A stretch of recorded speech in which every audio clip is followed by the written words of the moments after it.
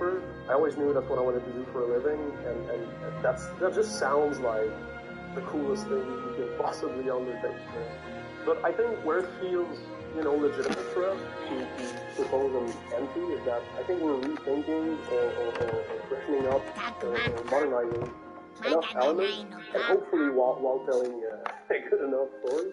And we decided, let's see how far we can go just being a fully independent studio.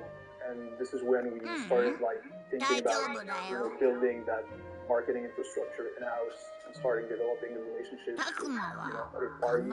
Around September 2019, we started working on that reveal for Sea of Stars, which was planned for March 2020.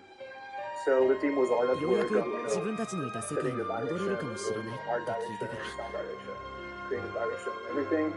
I can't really cite a direct reference in terms of audio, but it was more just trying to capture the era, but also just because of the nature of the project, there was so much more room for sort of experimenting with having more high-fidelity audio sort of in there. Sea of Stars, I really wanted to create, in terms of the sound design, really create ambience for each area. There's no such thing as silence, really. If you go outside, you hear wind, you hear traffic, you hear people, construction, whatever's happening. Kind of the same thing for the game, I think, to make each area really feel you really have to feel the wildlife or the critters that might occupy that area, on top of the music layers and the sound effects and all that stuff.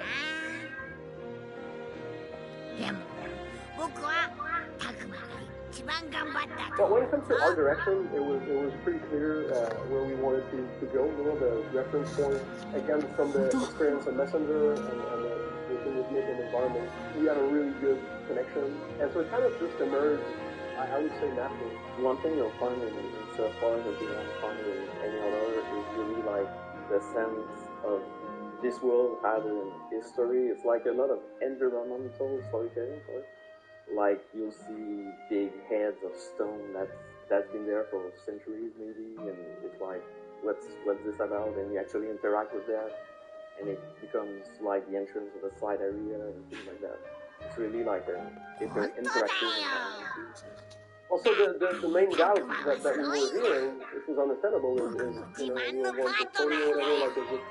is the next thing that is as basic of an initial proposition likely to have the same kind of response. These things, they still kind of speak to us. It's how far can we push expression within those simple ideas to keep those things fresh?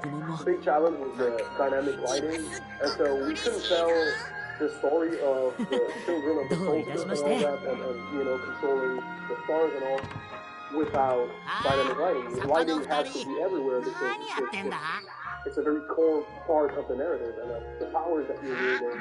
And so at first we spent about 6 months with just a tech artist and a tools programmer trying to figure out how do we render something that feels retro plus but doesn't break the immersion.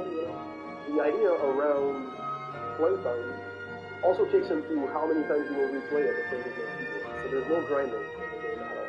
And the idea is that you focus on the story, you just flow with it, and the rest will feel right. You get these renderings, you get these level ups, you get these reviews from the chest or from the shop or whatever. The key metric that we have is everything should be done before the player is. You're always wanting something more, and you're it was fun being here, but then you run to something else that takes over and you now care to be there. Hopefully in kind of the same fashion that some people say, very soon, if it's not Messenger 2, I don't want to hear about it. But then once they see it, they're okay, actually I do want this, So we're trying to keep it rolling, and in terms of the game, there's never a sale that makes you go, I'll never replay that. This is Fast Twitch, an energy drink from Gatorade. 200 milligrams of caffeine, electrolytes, and zero sugar. Start fast with Fast Twitch, an energy drink from Gatorade. ところで、ミオの様子はどう？校舎について早々に寝ちゃったみたいだけど。ああ、目指してるわけじゃねえし、 We offer 何の a 問題もない。 platform for you to build and grow apps and game users love with tools to support growth. Never like a fail shit that makes you go, I'll never replay that.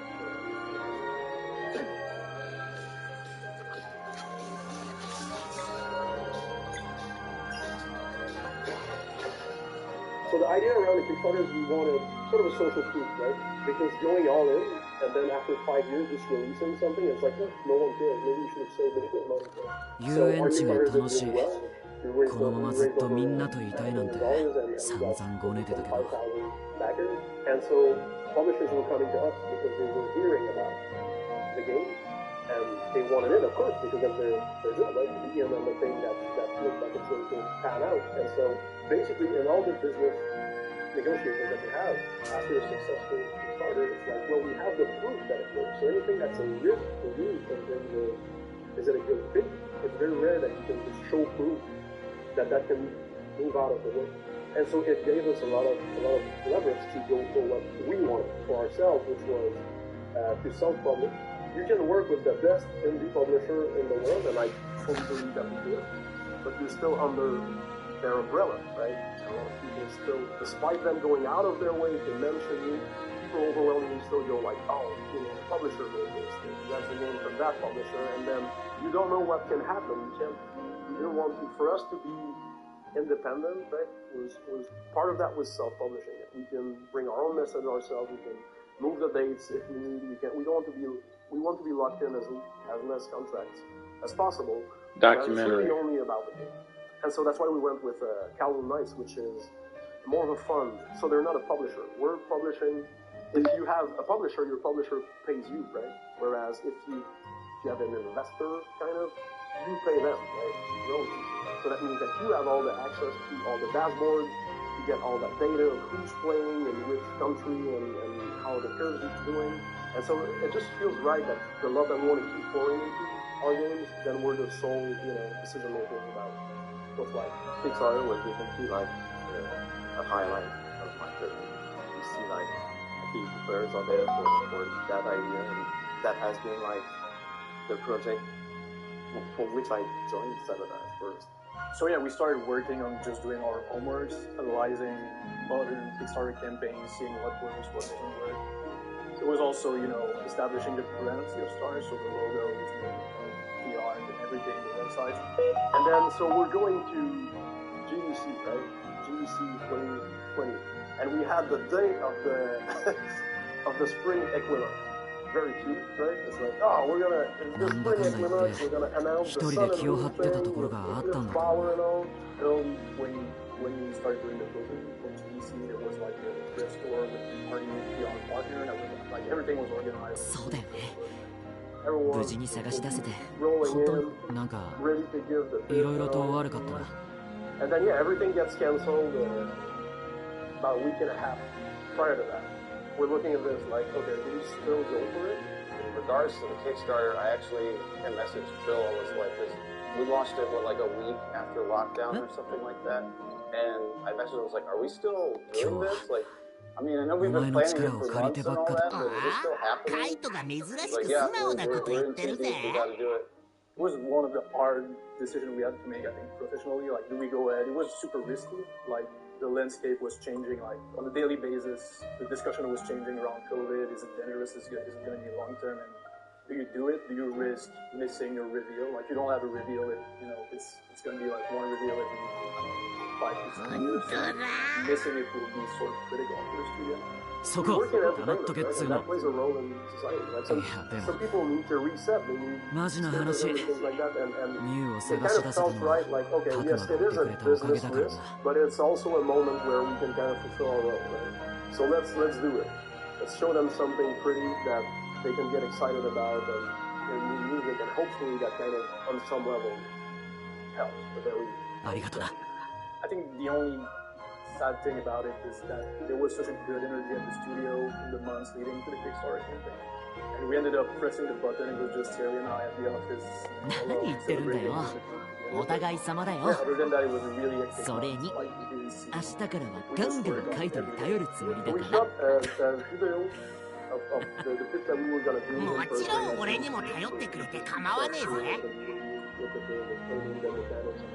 It's hard to imagine now, but it was before any meeting happened on Zoom. And we actually went ahead and proposed that. I think it was on Skype back then that we did most of them. And we basically sent all these photos Digimon to Agumon mo頼りにしてるからね。 so that you get an understanding of the game, and then we'll use the allotted time that we have to do a remote meeting. Yeah, so that happened.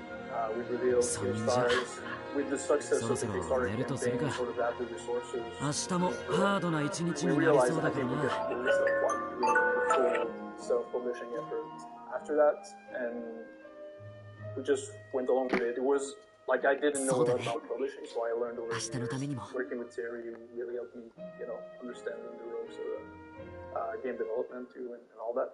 I remember we were here, and so the studio was empty, and we just hit lunch together, and on the campaign, Phil pressed, and yeah, we were watching the numbers go up, and while also understanding that it was gonna suck for an undefined amount of time, but we definitely latched on to that as a coping mechanism. About halfway through, we got confirmation that we'll be participating in the game. 私もよくよく嫌われたものだな。 A couple of days before the campaign, and it went pretty quickly. Like we got confirmation, like, hey, it's gonna happen. 違います。そんな父さんのこと嫌ってなんていません。 Mitsuda is very receptive to the project. Obviously, he accepted to do it in the first place, and he was really interested in the characters, the story, everything. And so we're talking about Sea of Stars and rambling about all the things that would be ridiculous to have. For sure, getting Mitsuda himself to contribute like a guest track or whatever was like, yeah, sure. I sat down with Thierry and we sort of went over all of the tracks that we wanted to get from him, and it was like, we need a town theme, we need a boss theme, all that kind of stuff. And so all the tracks that we got out of him was like, we needed to make sure that we got his stamp. That we even got a reply, right? I don't know, but in my mind, how many times has this guy heard, hey man, you want to go back to that thing? And we'll never know, right? Because we go through Tom, who's his like producer and also like kind of English-speaking representative or something. And it's been a great collaboration, but if I could get one question for him, is like, what did you see, right?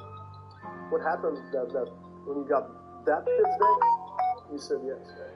For the production side of it, in terms of the music production side of it, he was, obviously he has access to like orchestras and singers and all this, but for the game that we're making, we wanted to keep it retro and to sound like Super Nintendo. The sounds, pretty much all the songs are identifiable Super Nintendo sounds. He took a similar approach. I guess his approach is he writes the piece and then he'll sample it as some of the instruments and usually as Super Nintendo sounding instruments to get more of that like sound out of it. It's a little bit surreal. Yeah, I would say yes. I don't think nobody gets to do this.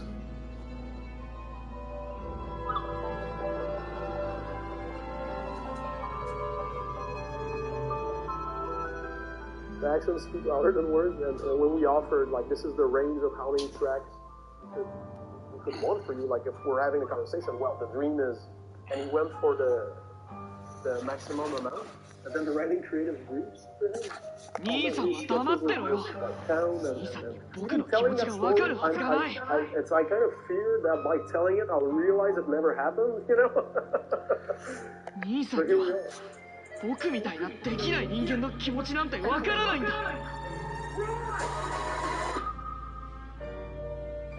Ring ding ring ding ding. Ring ding ding ding ding ding ding ding. Today's ring ding ding. Ding ding. Pow pow pow pow pow pow pow pow pow pow pow. I will go on. You foxes talking about me? No, it's just you. But here we are.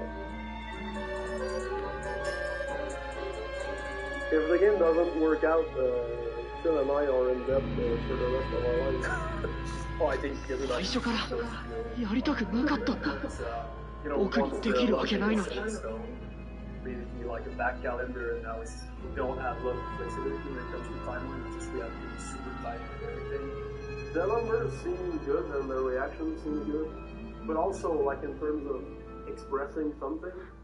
なんで誰も言ってくれなかったんだ。できないな。できないって教えてくれよ。I can't speak for everyone on the team, but I look at as far as game design, game direction, and the writing goes. That's the best I can do. There was not a moment where someone else on the team said, I can't do that. We can't do the thing you're talking about.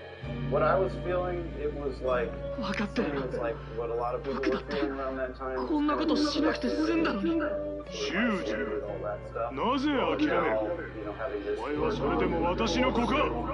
Anticipating the workload of still trying to like figure out how I was going to design the sounds, how I was going to write the music. Yeah, so we're a couple months from release now, and it feels like Eric was saying the other day, there's too much left to do, but also there's too little left to do. I think one thing that's going to hit us is the reality that we won't be working on this further, because we just have such a great daily routine of like caring about these things and thinking違います、父さん。何が違うというのか。分かってます。僕は父さんの期待を裏切りません。本当です。信じてください。僕だってできます。兄さんと同じくらい。For the release of the game, I don't think we'll cut any content. I think everything will be there for the game, so it's pretty wild for me to actually have done it after so many years. Yeah, I'm not so much looking forward to launch and the acceptance that it's over, it's out of our hands, and we're not like tight in terms of timeline right now. Everything is. 僕は父さんの息子ですから。だからできます。できるんです。 There is a lot of pressure. Even though there's still more to go, I think there's always going to be the pressure. Is it good enough? There's that old saying where art is never finished, it's just abandoned. So at some point, I think with all the milestones that we have internally and the inevitable deadline that we have on the whole project, it's keeping me motivated to make sure I get everything done that I can before it's too late. 怒らないでください。お願いします。何でもしますから。頑張ります。だから僕を見捨てないでください。I'd say my biggest fear is like there's a lot of there's like so many variables just watching the game. I think the experience on my end is one thing that's sort of it's like going straight to the final. It's just like I don't have any onboarding of like doing a launch. I don't have like 3 games before, so it's just like I'm going all in on this one, aligning everything to make sure we get all the eyeballs and scrap everything else. My biggest fear is running out of time. 父さんを満足させます。父さんのために頑張ります。Sort of oscillate, feeling confident that I'm on the right track, and that it's time to like, oh no, there's no time left. So what I'm hoping happens when people play Sea of Stars is that there will be a sense that it belongs on the shelf with the games it's that it's a worthwhile entry. It's like, yes, it belongs there. It makes sense. That I backed it and tried to support it because it calls back to the game. And what I'm excited the most about the very scene again is the environment. I mean, that's what I worked on. I really feel we have a nice variety environment again. And I can't wait to see the surprise in some areas and reaction of the players when they get to play with it. So the journey for me has been like very emotional. It's pretty much the same kind of thing for everybody. It was like the last year was sort of roller coaster. Like emotionally was like brought down, getting back to the opening up and all that. It's really something special to see come to life, and I feel like I'm almost like pre-nostalgic. All the people we love coming together, working on the same thing. The experience also with a lot of experience. Yeah, I don't know what's going to be after, but this is like something that's really, really special. So moving forward, we're definitely sticking to this one.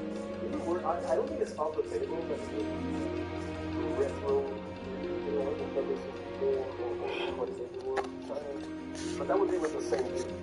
That would be our two artists and animators figuring out the 2D5 way. you know, from scratch, kind of capture what actually happened in this. たくまくん、何かいいものは。それがなかなか見つからなくて。私も見つけられなくて。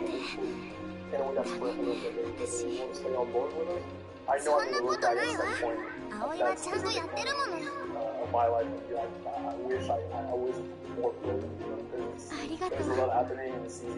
僕たちも見つけられなかったし、気にしなくていいよ。そうだよ。気にしない気にしない。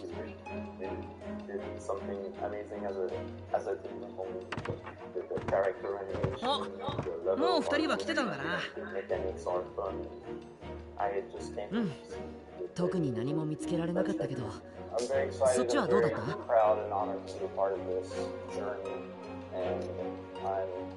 ？Excited to see what finally comes out. So. It's been all focus for the last years, you know, of getting this bigger thing. But I think after seeing stars, myself and also a lot of people on the team, I think we'll be looking at balance a bit more, you know. 俺の方もダメだった。後者って意外と役立つものがないんだな。ど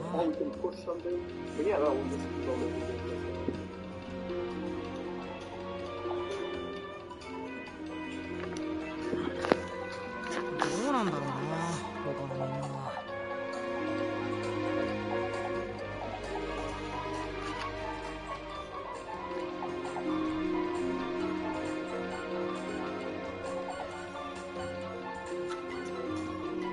来てないけど。あ、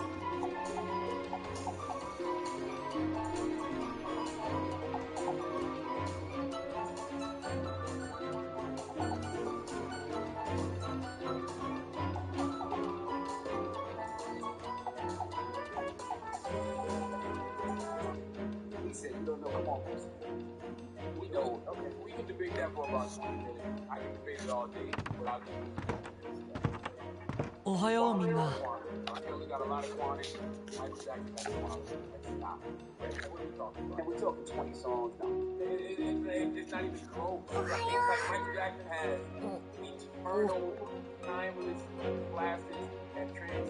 修二さん。寝てる間、上ごとみたいなこと言ってましたよ。いや、でもその顔色。こっちは一人でも平気だって言ってるでしょ。何が起こるかわからないところなんだぞ。いいから。おい、リュウ。あの二人は変わんねえな。あ、いや、和んでる場合じゃないだろう。喧嘩してるなら止めないと。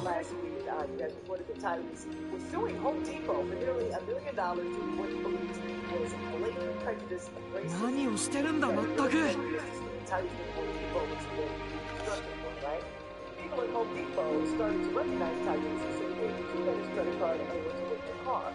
And they refuse to perform the transaction without proper identification, even when Titan II evaluates it. So, TMZ caught up with the Bob recently and explained why their decisions to make this so hard.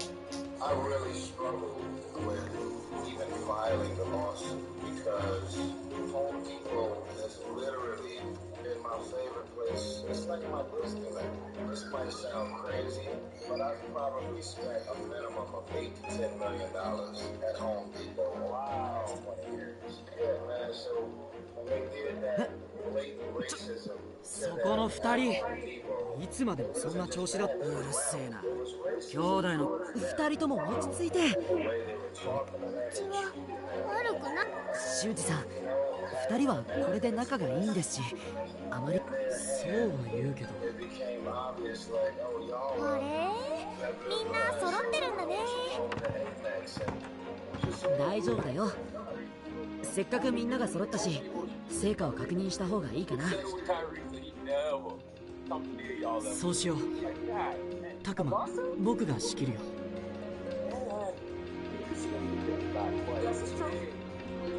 お願いします。なんだか大変だね、人間って。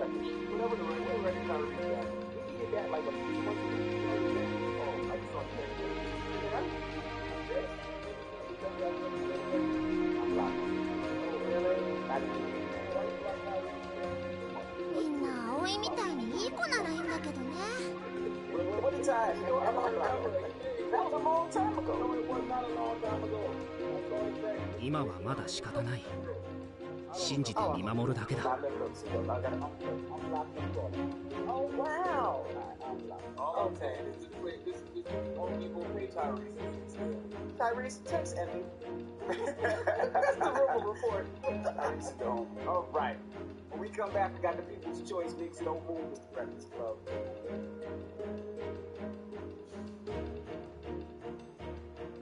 Wake that ass up early in the morning. The Breakfast Club.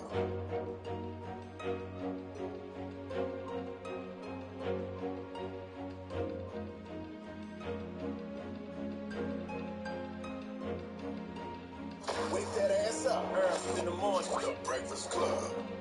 Morning, everybody. It's DJ Envy, Charlamagne the Guy. We are the Breakfast Club. We got a special guest in the building. Who we got? He's from the Gran Turismo movie and actor, the main character, Jan Mardenborough. Welcome. Thank you, guys. Good morning. Morning. Now, How are you, brother? I'm very good. How are you? I am blessed, black, and highly grateful. Now, for people that don't know Gran Turismo, didn't grow up on it. Charlamagne, you know Gran Turismo. You played it as a kid, right? No. You ever played Gran Turismo as a kid? No. Oh, so Gran Turismo is a video game, and break down people how this video game made it into a movie, because this is a true story, right? Yeah, it's a true story, it's based on life. So Gran Turismo is a video game around 25 years. I've had every single one, the first one on the original. Just like the original PlayStation, right? Did have your room, but It was like the big racing game. Yeah, it's the most accurate, realistic racing game out there. I started playing it when I was 8. I'm a 90s baby. I've been playing games all my life. And age 19, there was this competition where they used Gran Turismo 5 and the brief was take somebody who was the quickest on Gran Turismo and see if they could win in a real life racing car. And that was so I won that competition. I've been racing ever since. I've done racing around the world, been here in the States, Japan, and つまり目立った成果はないということだね。僕たちあいつらの狙いは俺たちを生贄にすること。Motorsport's very expensive, extremely expensive. I'm not naive in that. So the competition, everybody has a PlayStation, everybody has Gran Turismo, cast a wide net, try and find some talent. I've had some success, and then, long story short, the producer started approach me like 6 years ago, saying, look, maybe you would not like to look based on your life, or enter this competition during and afterwards as well. This is where the focuses on the first 4 years of my life into racing. It's on what I did before that, the process of transitioning into competition, winning the competition, winning races, and some highs and some lows, and experiencing my そもそも管理者って一体何なんだ They want to support a bit first. I don't think any parent, I don't think would be if their kid wanted to play video games and then say, hey, mom or dad, this race car game, I think that could be an actual race car to drive. It's mad because, you know, bearing in mind at that time, 12 years ago, I just dropped out of university. I was 19 years old. So my 要するにあれだろ悪の親玉なわけだよなそいつに会えばいろいろわかるんじゃねえのそれって敵のアジトに乗り込むってことそんなの絶対危ないじゃん said to my brother and my father, said, look, man, I'm like this competition and it's a chance I can win a race car and my wheels. They were mad. They literally said, yeah, right, so they started to watch TV. I went and said the same thing to my mother and she was immediately like supporting. And that dynamic plays out it's a bit more exaggerated really. My father was not following reality. But it was like that. It was like there was my dad had always wanted to be absolutely talented. My brother immensely talented. Me, I just like cars. I knew I wanted to be like cars. It was one of my yeah, so before that, I had students. That was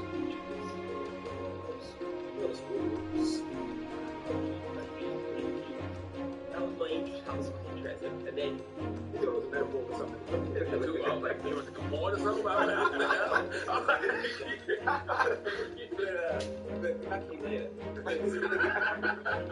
But cars were my first interest in anything. そうよね。私もちょっと怖いわ。何言ってんだ。行くしかねえだろ。俺たちは何も知らない。敵のことも襲われる理由もこの世界のことさえも。そんな状態じゃ身を守ることもできやしねえ。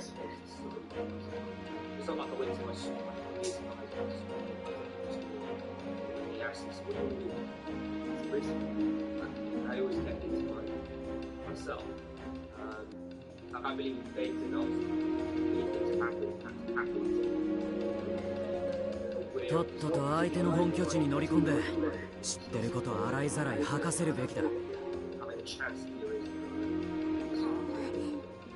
まあ言ってることはわかるけど。いい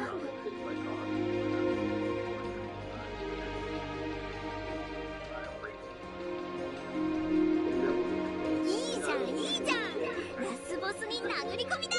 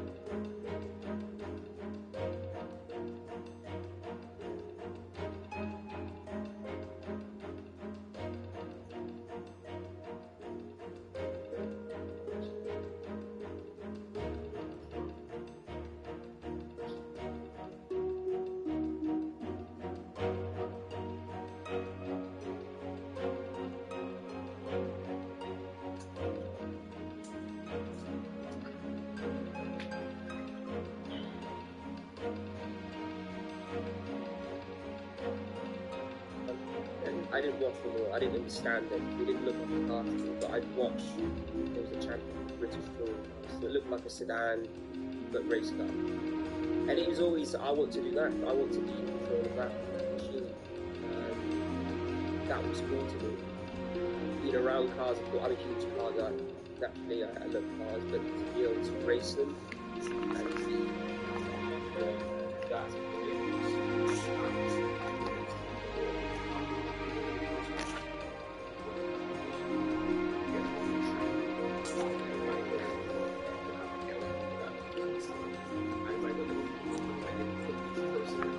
お前は留守番だ、ミュウ。なんでよ。危ないからに決まってるだろ。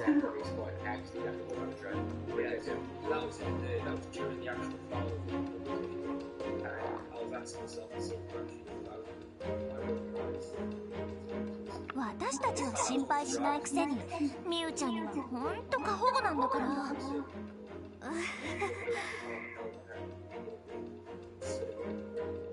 It's going to be pretty weird. And after experiencing that, those first few laps with an instructor, and he was giving me a better here, so here or here. When I got out of the car, you're just full of this massive amount of adrenaline. It's awesome. And I remember thinking, I hope I can experience this feeling forever. I don't want to go through my life not to experience what this experience. It would be too painful for me to not experience this ever again. And that was during the competition, so it was almost like a fuel to the roots for a year. So I can't not have this in my life. Yeah, I remember it was vivid. It was fuel. It was like, I need to have this. I don't want to go home now and haven't experienced this and never be able to do this again. What keeps your adrenaline going? I'm not one of those guys that wants to jump up in an airplane. It doesn't interest me. Like, I love. ちょっと待ちたまえ。やっぱり敵の本拠地に乗り込むなんて認められない。ああ、出た出た。まあ我々がいるのだから多少の危険は問題ないというかな。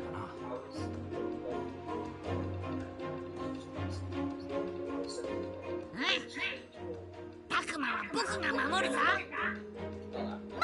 それなりに修羅場はくぐってるしね、私たちって。それにこんだけ数がいるんだぜ。余裕だっつの。確かにフローラモンたちがいれば平気かも。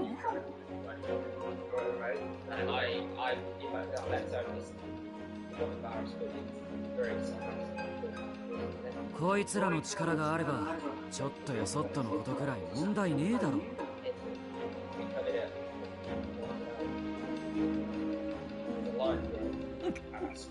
それは君たちの獣が強いからそう言えるんだろう。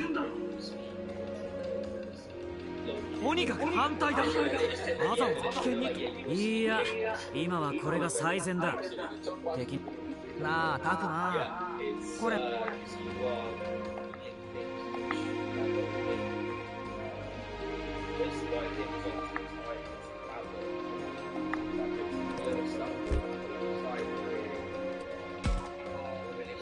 本拠地に行くべきか行かないべきか。何それ、優柔不断じゃない？いや、だってしょうがないだろ。本拠地に行かないとしても。それはそうよね。安全は大事だけど、この世界の情報、結局はどう安全に外を探索するかということになるのかしら。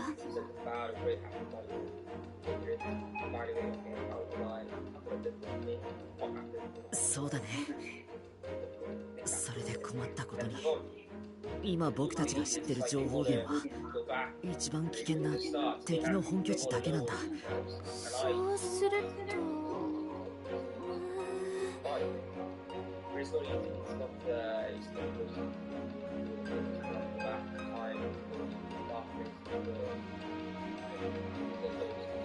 もういいじゃん、さっさと乗り込もうよ。シャコモンたちがいれば平気でしょ。そうね、危ない時は私たちに任せてくれればいいわ。君たちはそうやって僕の獣が弱いから僕が戦えない。僕は常に正しく、とにかく僕たちにはそのために協力しないと帰れる可能性はある。わけわかんないまま生贄にされるなんて絶対に嫌だもんね。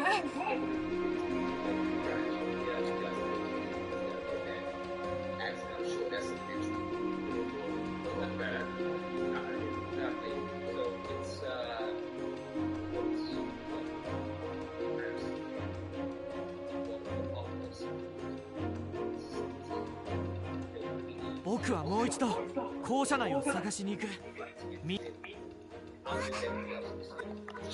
何も見つからなかったって話だったじゃん。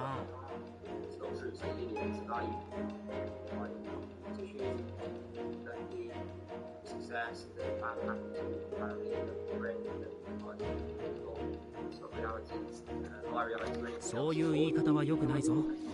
修二は立派に勤め。修二さんは頑張ってるわ。私なんかよりよっぽど。葵はちゃんとやってるわ。自信を持って。ありがとう。ねえたくま、僕たちはどうする？物を探すのも大切だけど、みんなに話を聞いて状況をまとめたいんだ。アグモンは自由にしてていいよ。分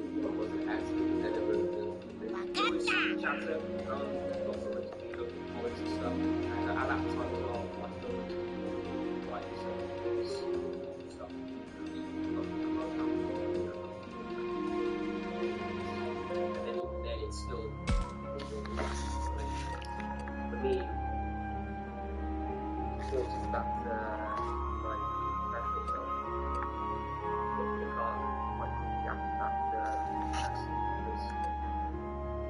I asked myself the question while I was after that happened, what's the difference? You have to answer the question. The answer is yes. But I need to decide rather quickly afterwards. Because saying yes in that moment, but then when you get your racesuits on, you get your helmets on, you're strapped in the castle especially, it's very claustrophobic. You feel very mortal in those situations where you're sitting there, it's like very tight. I just wanted to make sure there isn't going to be any deep-rooted psychological effects after that. There isn't, thank God that there isn't. And yeah, it's not so easy. You reach out to the person and trigger and present as well. Yes, it's... No, the name is not mentioned. I don't want to talk much into it. I don't want to bring him into it, but we have reached out. Yeah, I'm happy how the movie portrays the whole incident, the whole accident. There was, of course, I've been involved in many of the scripts, and there's been some where it's a bit rounded, not only the highs but the lows, the low points. But with this, I'm very happy where it's done. That's what it's like. What was your mental, emotional health like after? The moment I realised that, I knew exactly what happened straight away afterwards. So for a driver, when it's a crash and you don't know, I've never had it, I don't know what caused that. It's very bad. Whereas then, again, can't solve that. So that was one where I was kind of okay, like, I knew all the variables that caused that accident. The next point was, once I sat in the car again, I was strapped in and I did laps with the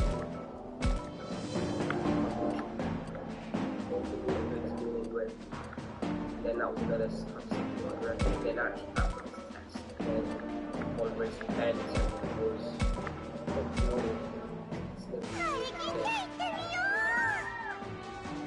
I've watched it.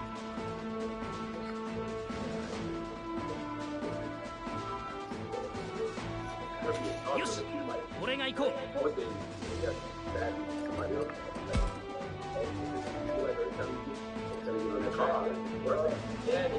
So I've never been someone who thinks I'm into something that is where it is.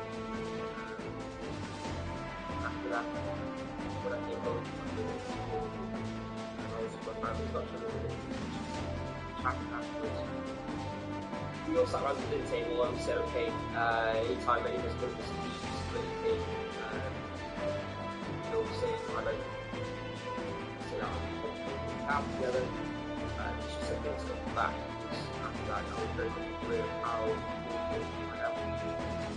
So I didn't think it was also how I live is not important like that. I was just aware that stuff happening with that like that. It's very, and I knew motorsport is dangerous. There's parts of the rush. Motorsport is like me, but having my driving a race car is like dancing in the fire and try to get as close as I can without the rush. And that's what that's the taking part of the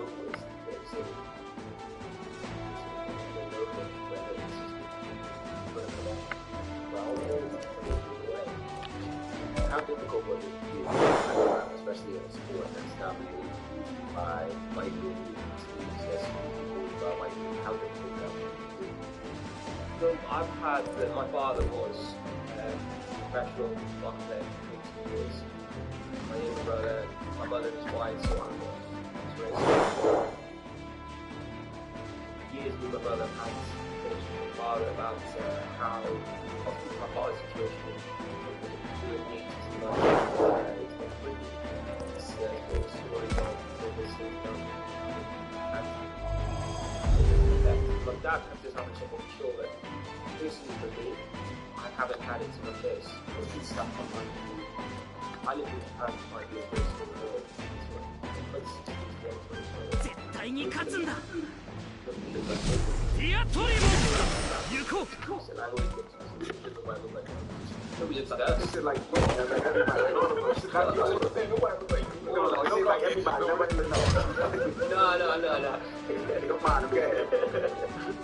So, you know, for me it's definitely a conscious thought of that. However, I understand my sport, why it has to get around first.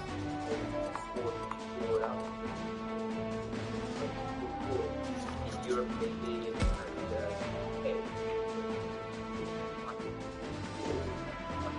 they would want to have to grill to make their cars quickly, and they start racing. Of course, the focus back there is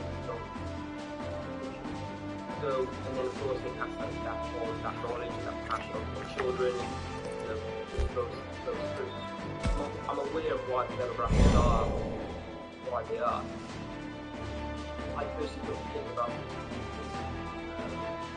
However, I now know I have a condition which I think I'm quite prominent in my industry, and I guess people that look like me say, okay, oh, Jan looks quickly, I should take you quite quickly, but you know what I know? Yeah, personally, it's not something I think about when I want to be. I don't, it's not my thing. I just want to be judged on my reputation. My reputation judged on my performance. Personally, I don't care whatever it is, as long as it's working for me. Distract me or talking to wheels of my race car. But I'm very much aware that I'm kind of visual. It's very don't discriminate, but of course the demographics show that don't really seem expensive. But you have to start with people interested in backgrounds and looking for a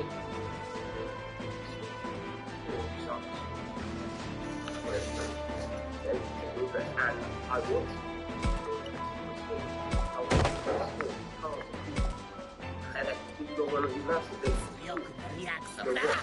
the Formula 1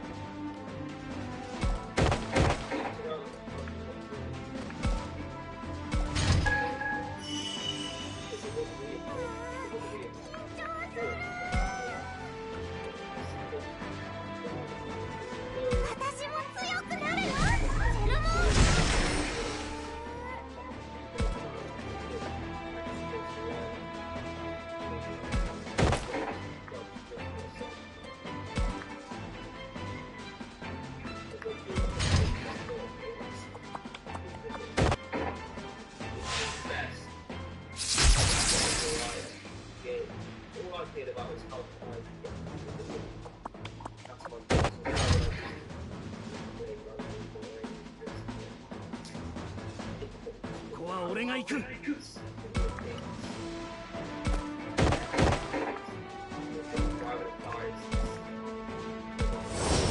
デストラクション。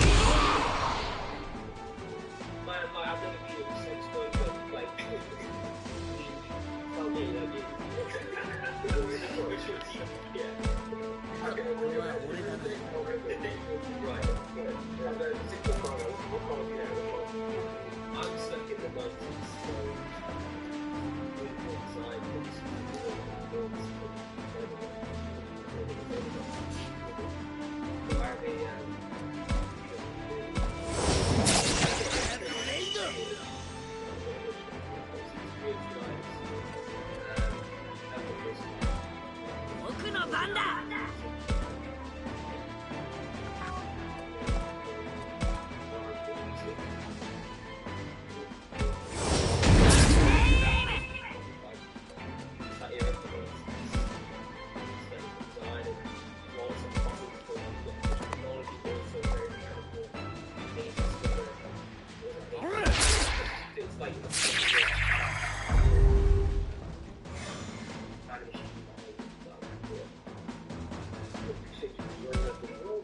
Check it out right now.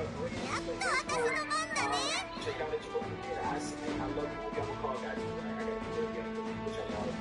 Okay, so you guys, I got S&P. Which I love. It's very good. Like, I got a 36 that it should be the next one. And it's just got 4. I got 4 cheeses. I'm a call guy. That's not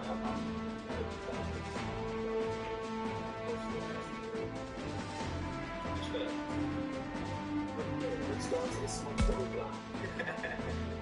So I do that. We got to play. We got to do it. Once you already get used to the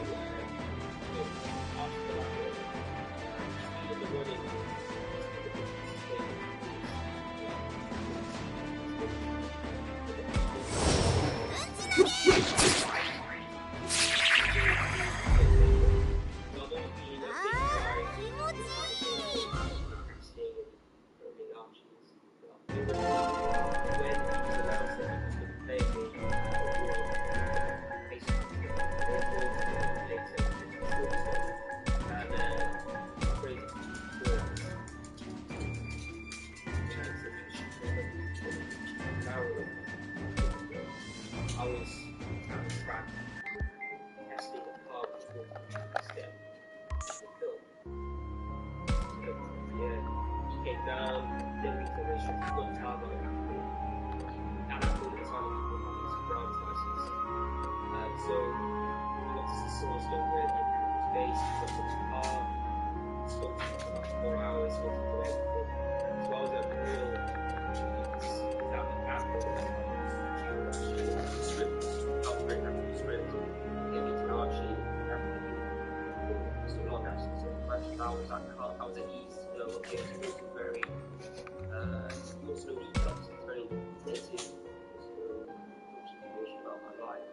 That put me at ease, so I set in a month's time, to be okay, I can focus on this driving, then I don't have to worry about anything else. It was great. What does success look like? Honestly, when I told myself, okay, let's do it, kind of opened up. It was one person, and after coming out and saying, maybe I should take some direction in life, maybe I should chase that passion and dream as well. Because it's still easy to say what you do. And I've already had basically that same kind of escape. And for me, that's awesome. So I don't, now it's whatever happens afterwards. Currently now I'm still racing, so I'm using the opportunity of really just being able to kind of lights. So now I'm focusing on actually racing, I want to just race in America, so type of time, what I see in the car. So I'm focused on that, maximising the opportunity of racing. definitely check it out. We appreciate you joining us. Thank you guys. Gran Turismo, the movie, check it out right now. It's out as of August 25th on the local theater, so definitely go see it. Beyond Montemaro, thank you so much. Thank you, Josh. It's the Breakfast Club. Wake that ass up in the morning. Breakfast Club. A bunch of moving talented individuals that I believe in wholeheartedly, and I can't, and we starting to put the music out, and I can't wait for people to really start to get a load of all these artists that I have working under BL and things like that. Doing this, so listen to me. Like I said, you one of the hardest working. Come on, man, yo. I see you like the pandemic.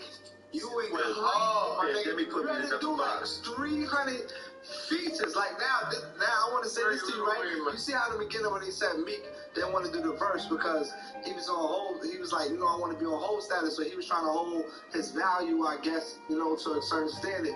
But you, on the other hand, you went to the streets. You went back to the streets, but we wasn't allowed to come outside.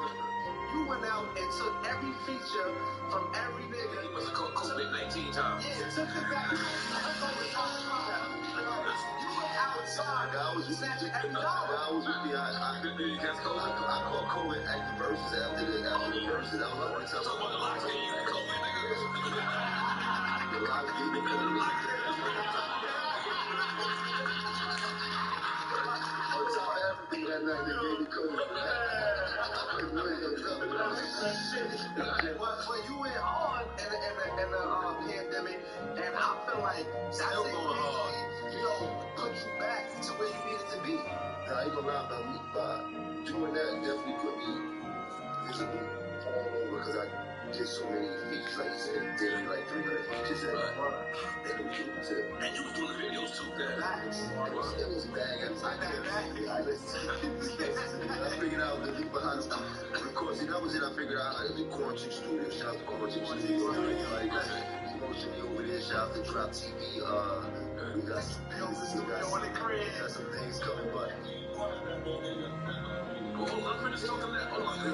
Let's talk about the lucrative videos. So I did figure out the Quarantine Studio, and with Quarantine Studios, I figured out how to record virtually in real time, like the least amount of latency that you can. So I was able to do music in my house with the artists, and we all in a session virtually and still knocking it out. And now didn't have to have an engineer in my house. My engineer was at his house, so I figured that out, and I was able to do all the features. I created Quarantine Music, the side where all the artists were in there. You could pay me to do your features and things like that. And me and Pone, this man, the DM, and Pone was calling everybody that called the DM, and we were taking features from 4,000, 5,000, 6,000, 7,000, 3,500, like, because it didn't matter. Nobody was moving. Yeah. Right. You know what I'm saying? And the videos are separate budgets. And the videos are separate budgets. So it was nobody moving at the time. Nobody go to the studio. Nobody's making money. So I'm in my house, in my basement, making $35,000 before the night is out for features. You know? I wasn't kidding. I was adding that shit up. So before the week. Allegedly, just in case IRS listening.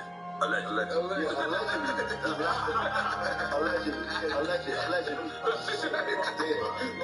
a lot of niggas on promo. It was a lucrative side to be able to tap into that market without having to go outside. And that in turn turned into me being all over YouTube with all these kids making this music and these videos and Jim Jones out. And that helped ramp up with all the younger generation like that. So let me ask you because a lot of people don't know, like, Wayne Kwan taught me that, a feature is one price, the video is another price, right? But when I was out, I didn't have Instagram. So when you do a feature and a video for a person, do you charge them separate for a post, or you should look out? You show love. Okay. I show love. Okay. If you pay me for the video and the verse, I'm gonna post it. You gonna post it? But I ain't that type of nigga. I ain't gonna try to take it. That's real. So now, part of the package though that when we were doing the features, that was part of the package. We gonna post it up and shit like that. How much is the verse now, Jim? Listen to me. Like I got a ticket, right? Just say I got a ticket. We ain't gonna say it right now, shit like that. But if a nigga call me right now, like, yo, my man want to feature. Yo, he want to feature right now. How much money he got right now? Right now. Yo, he got 8,200. Run it. Right there, you got that right there. Right there.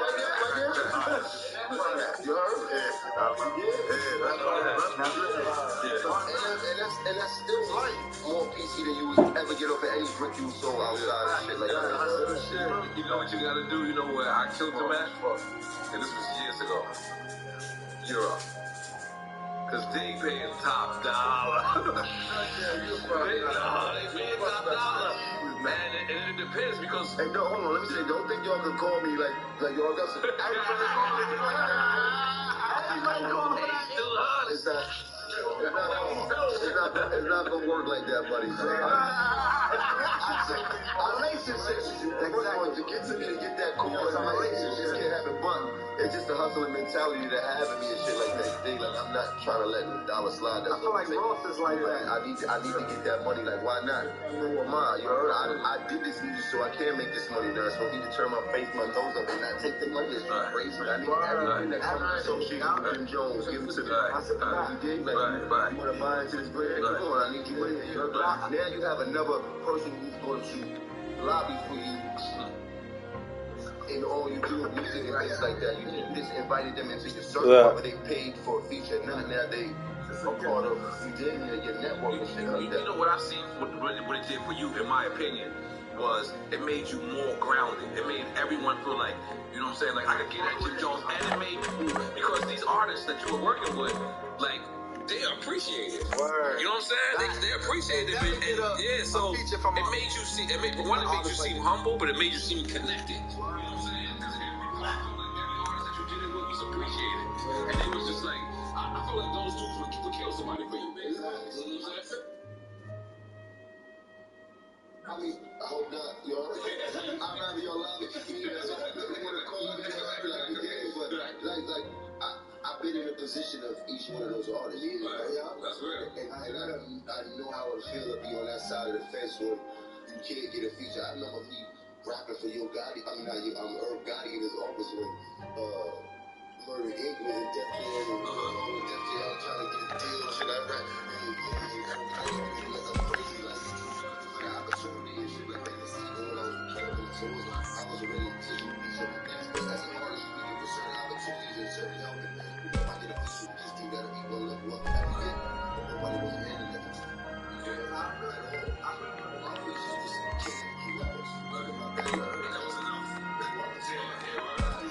Being a part of the game, and you got one out of the artist that fire, and you did think that you like the artist in the game that artists come up and trying to just thinking about all that shit. Hey, that's some other shit coming up.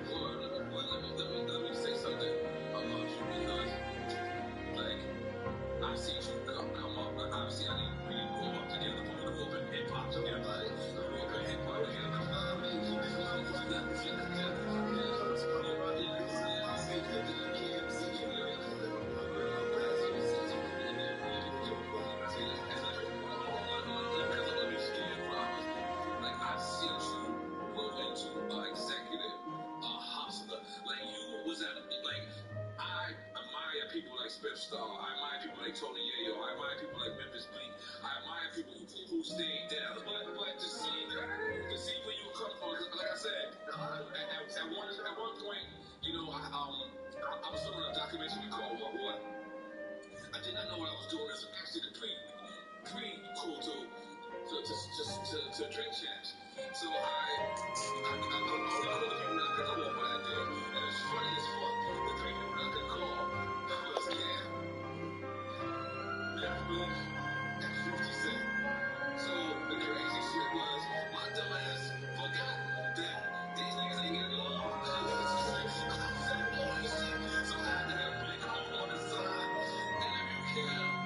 Make sure Cam is the good and really man. And 50 Cent downstairs. I swear to God. And I got it all on tape, but this is something that you said.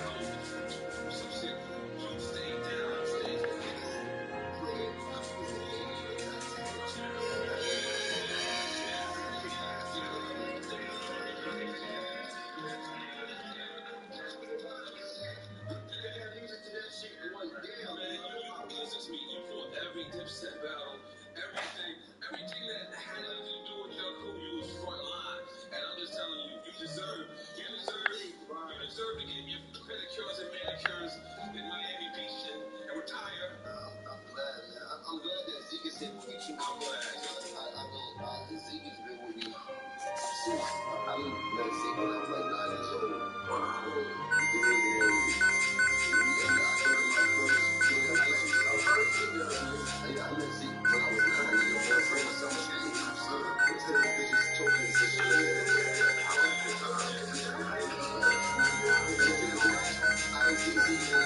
Get to high school, my first day of high school, I get to my locker, my shit is young, and this shit is down.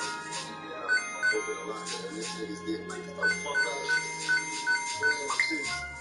Since 9th grade, since we were each other since the age of 14, shit like that. We've been through everything that you could imagine. So when Cam and I start coming to my house and doing music, to get the lease up, and now we like 17, 18 niggas is going overseas doing his own thing, shit like that, and we trying to figure out how to get ready to do this. And in order to do this movement, you gotta have some niggas that's ready to go as far as you can take. And I'm like, one of the first niggas I told Cam was like, we gotta take Zeke with us. Wow. Trust me. Wow. Just hold it, Sean. Sean, yeah. Passed away. He passed away? So, that's Sean, one of the earlier ones. Yeah, I seen some shit y'all was on. We got the group of kids that we knew that had heart, and he was ready to go against the world. And as we got in the game, we learned the game. When I tell people that rap is the only dangerous game in the world, they be like, hey, the most dangerous job in the world, they be looking at me like I'm crazy, but I really mean it. No, that's a real, we're the biggest target in the world. So I think a lot of people understand because they compare me to like the venom. So, this dude, now he got like a TV or radio or something out there. Yeah, but downstairs, right at the window, I'm hearing like a TV show. I'm like, but it sounded like it was in the house. I'm like, what the heck? And then I go to walk out, and it's him like doing something with, I think that was cigars. So I don't know. But yeah. So now he's like, that's hilarious though. That was like a little bit ago too. A little bit ago, like right before it got dark.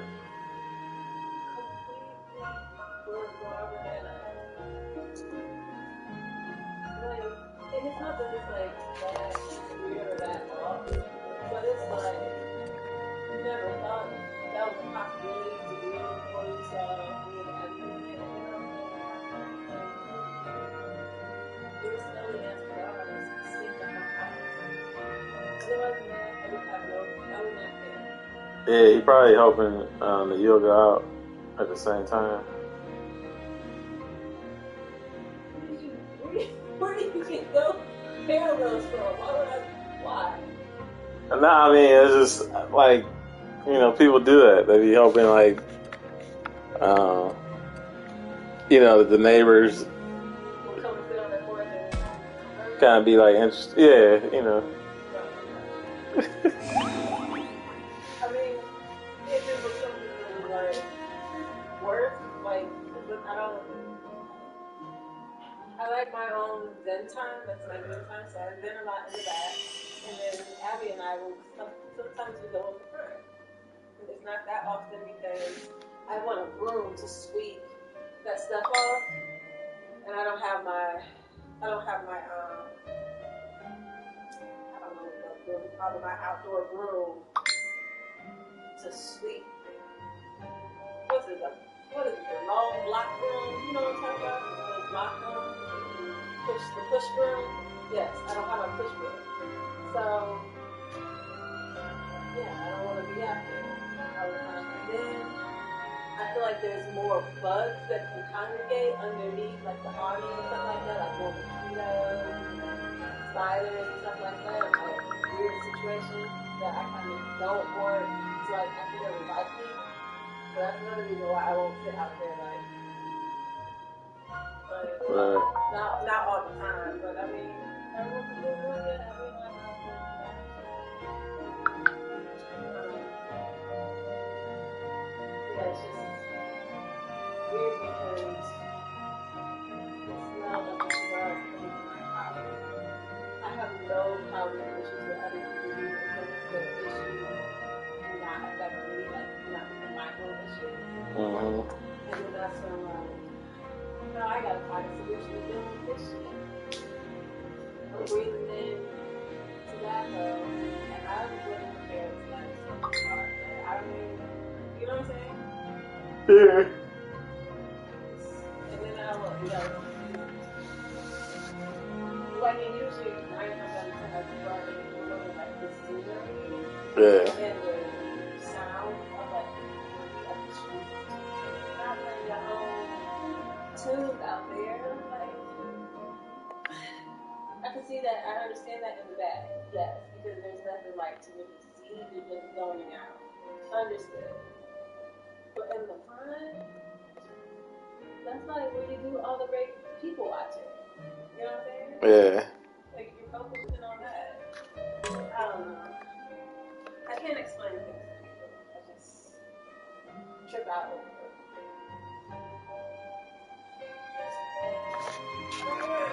It's funny though, she thought it was pretty hot. Yeah, I mean, it's. So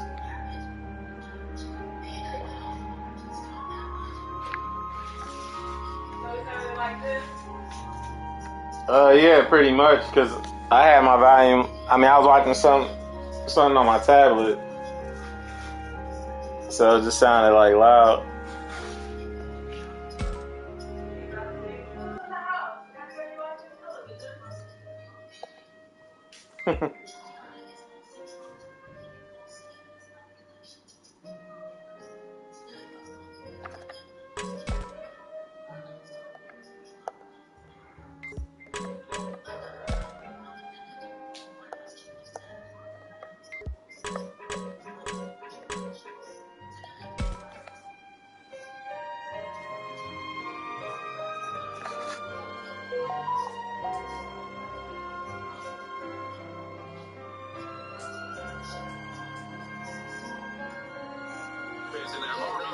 But even with army members, you know who your enemy is. You know who your enemy is. I don't know who the fuck my enemy is. You know what you're expecting at home, whatever you're in the field. Not taking nothing away from that's in the army, military, Navy. I know that shit is dangerous.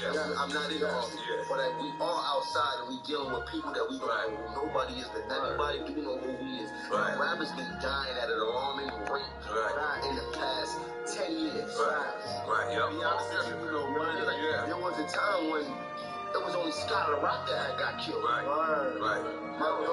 We didn't hear about no rappers getting killed. I'm trying to think like Scott Rock got killed, and that was the last rapper you heard getting killed. And Tupac and Big. And then it stopped after that. It stopped after that, and then it just got because you know what it is? A lot of people because see, at one point rappers was corny.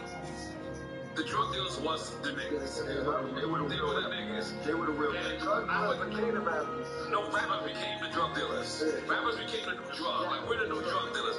So when they started to learn that, oh shit, it's not corny having money. Yeah, exactly. It's not corny switching every Rolls Royce every time the Rolls Royce came up. Oh, it's not corny not going to jail. It's not corny taking care of your family. Didn't the motherfuckers, they want to take our life. Really, what they want to do is just take our success and say, give me your success and give me everything you worked for. And when they realize, holy shit, then what they try to do is they try to put on rappers. So they'll go to the hood and say, yo, let me put on Buddy, but he ain't got no love for it. He just in this to get the bread. So they put on the worst little nigga. He fly, he got on Amiri jeans, but he sucks. So now he doesn't make it. Now they hate us even more. Do you understand what I'm saying? I'm describing a scenario now. So when you said that, I don't know if you know, when you said that, as soon as you said rap is the most dangerous job, and I see people giving you backlash, I got on this show and I said Jim Jones is absolutely correct. And not to put I'm just saying you even gotta watch the closest people that's next to you. When you're in this position of success. You know what I mean? And this is how I learned how to eliminate a lot of people that I've lost a lot of friends and eliminated a lot of people that were close to me due to certain things of how I was like that. And now if you don't have a purpose to be around me, don't see a way that you can get paid from being around me, then I'm not gonna have you around me. And that has nothing to do with my friends. I got a lot of friends when it comes to this business and shit like that. It's not like it used to be. Right. You didn't turn it two. Right. You know what I mean? Like, it shit changes. You learn a lot as you move and shit like that. And you know everybody can't go. And I ain't got the pot for everybody to live like I'm living and shit like that. You dig? And a lot of people don't know what opportunity is. They don't know how to get money. And that's one of the things that rappers go through a lot is that we put in position to help a lot of people. But a lot of people don't know how to take that help and use it for themselves. Can we make some noise for that? That's one thing, you know, he always told us, like Smoke Champs, you know, before we even Smoke Champs, just, you know, I'm his nephew, these his niggas, and he just told us, like, yo, listen, man, any opportunity, any chance you get to use me, use me. That's what I tell my niggas, yo. To be used. He said, not don't use me, but use me. Anytime you can make something happen. 100%. I tell my artists that we have what we call town meetings. Yeah. Like every 2 weeks inside the studio and shit like that. And the floor is for everybody to talk about what they don't like, what they do like, what we're not doing, what we should be doing, however it comes and shit like that. You dig it? And one thing that I tell them is listen, we in a position to do a lot, you know, but I can't do everything. But opportunities in front of you, you gotta learn how to use me to get benefit. Not fucked up way, but use me where it's gonna benefit you and benefit us. That's what I'm here for, to be used in that manner and shit like that. So you're absolutely right. Some people get it, a lot of people don't. Yeah, some people don't get it. A lot of people don't. And a lot of people don't understand, even with, like, you know, us having a nigga like already in the game, or your crew having you all already in the game, it doesn't always work either. Yeah. You can't get mad at the top. It's like rolling the dice. Yeah, it is. It's like rolling the dice, bro. You might roll a two, you heard? You win the game off a deuce, you heard? You gonna roll an ace, you heard? This might not be the thing for you. It might not work for you. You might give it your all. You might have the most dopest marketing strategy. You might have a bag on you, big jerk, and it still might not work for you. You did? Like I knew this dude, my man, his name was Taj. And Taj started a record label, right? This is how it's fucked up. Times is. Yeah, Taj started a record label. I said, so what you gonna do? He said, I got the houses, I got the cars, and I got the jewelry. The nigga had no artists. What? Yeah, oh my gosh. He took the sort of label. This is how he used to be making look for people. Yeah, that's my point. They look at us living, they think they say, oh, I got it, you did, but they don't understand the hard work that we gotta put in. Night out, like the long days, the longer nights, you heard the flights we gotta take, the mornings we gotta get up, the drink champs we gotta do, the drip reports we gotta do. A lot of people don't understand the whole War Report album I did on the train. I never even took a taxi. I couldn't afford it. When they told me you gotta stop hustling, I literally stopped hustling. LA came out, and I was like, fuck it. I had to get to Unique Studios and D&D Studios. And most of the time, I got on the motherfucking R train, bro. Word up. I sacrificed. No more. They skipping all that right now. Going straight to the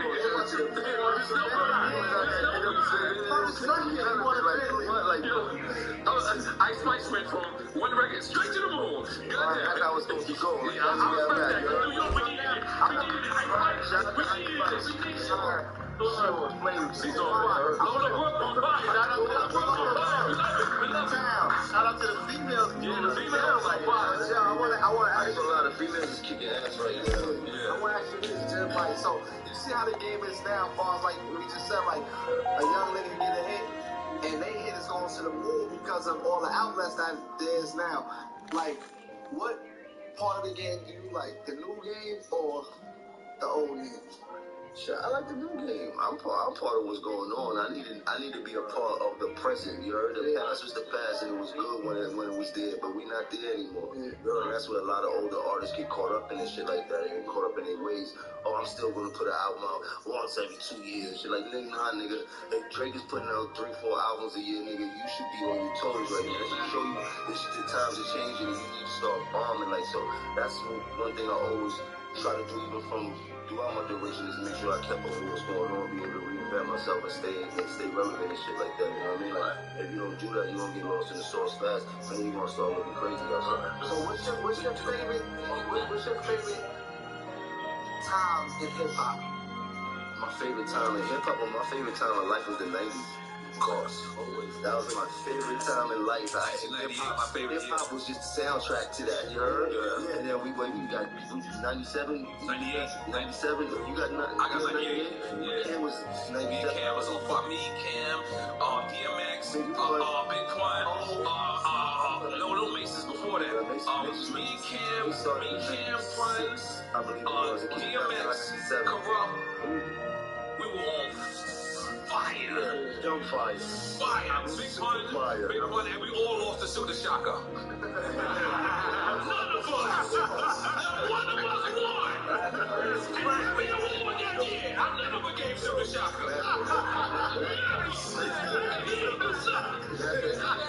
You should have took the award. You know you ain't deserved that.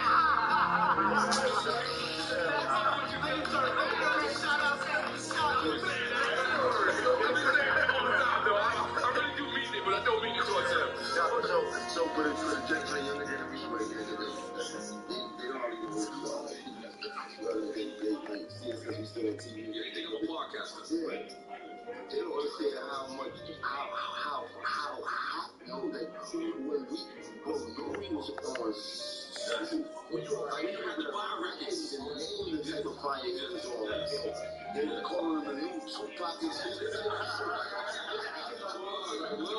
I remember Underhill having hour conversations about how he was getting, what he was doing. I ain't gonna lie, I never gave Onions flowers. I'm gonna be honest with you, because me and Cam was friends. So what happened was, Onion knew he could kind of like bully penalty. So I was trying to like steal me, but I'm gonna be honest, he taught me a lot. And I don't know if you remember, the first summer jam we did together.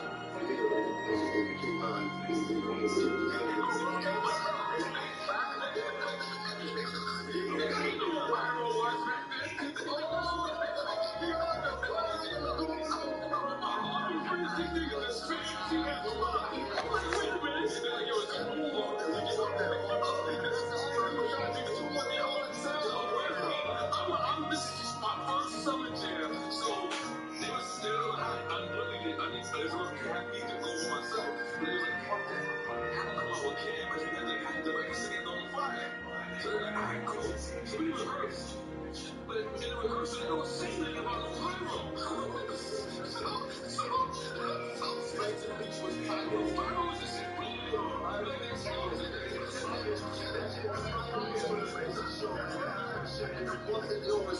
So then like, yo, it goes tick-tick, and then boom, and then you come out. So like, you tell me this 5 minutes before I go on? So that's just said tick-tick, boom, the first one came out, Cam came out. That's just said tick-tick, boom, Charlie Baltimore came out. That's just said tick. And I was like, what y'all the tick at?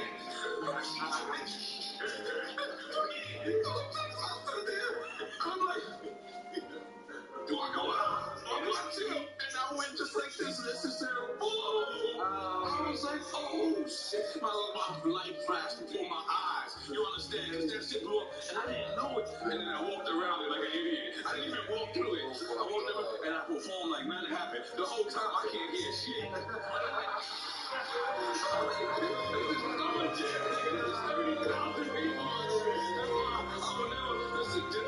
Y'all, you, Cam, Joel, Breezy, all y'all, I love y'all for life, my brother. I really do. I really do. Like that shit, that's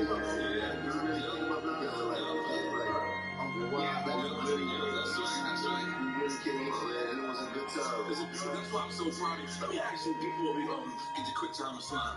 Do you have the last Migos recorded record together? Yeah. The last. Good takeoff. He was just so baby boy. Yeah. Like, he was just a dope person, man. Like, I had a great relationship with him. He would come to New York, he would hook him up. So you said the relationship would take off and he hooked up the Migos record? Oh, I always okay.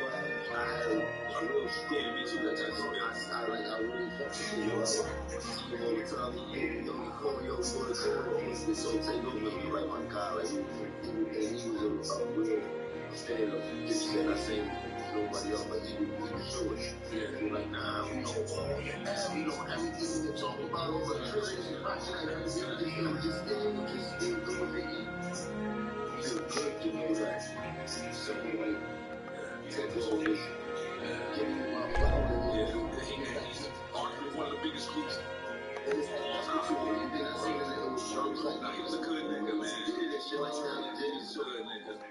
came to the studio and they're like, where you at? I'm like, at the studio. You're like, I'm pulling up. We in the studio. You're like, nah, we gotta get one. Producer start playing beats. You're like, this is. Set the trends? Set the trends. By the way, that record is hard. That record is hard. He did his verse, and then I did a verse, and then I was like, nah, I gotta come back and fix my shit. I was like, oh, you feel back in? Yeah, the old shit is different. Like, you know, like the New York shit, like that. You know what I'm saying? Kind of wild with that shit. I gotta tighten up. And then, like, the next day, then we put it on the gram. Offset hit me. Wow. He's like, nah, I don't know what you're trying, but I need on that.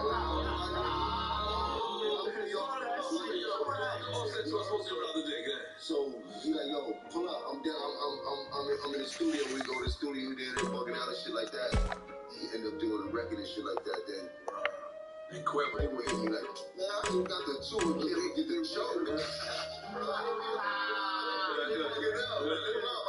It was straight. So Quavo part was more ill because Quavo did his verse and the video all in the same studio, all at the same time. So when I went to the studio, he did the verse, and right after the verse, we shot the video right there in the studio. Same quad, same clothes. That's real. Open the door, they had the staircase with all the graffiti and all that. Right there, everything. So his verse and video done all in like 2 hours, and then he had to get on a plane. So I could actually go to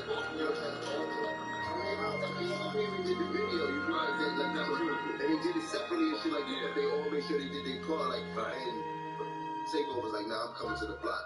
I don't care what's going on. I'm coming to the block. I don't care what's going on. He pulled up to the block and he enjoyed himself up there. He had a wall. So that was one of the things he wanted to do. Like, man, I gotta come to Harlem and check it out. So the whole process and shit like that was dope. And then, and what was that record drop? What label? Empire. Empire Life Records / Empire. Big up the Gazi, the World Sea. Shout out to Gazi, the whole Empire fam. Yes, that's my fam. You want to see Chop the video? Chop man, Will Smith, shout out. Gazi, Nima, Tina Davis just became the. Tina Davis just became yo, I'm so happy. Shout man. Oh my God, Tina. I see her come over there and help Empire do a lot of different great things. She went over there and kicked ass. She went over there and turned it. Yeah. Gazi already has something great going on. Of course. Shout out to Gazi. He helped change the life at home.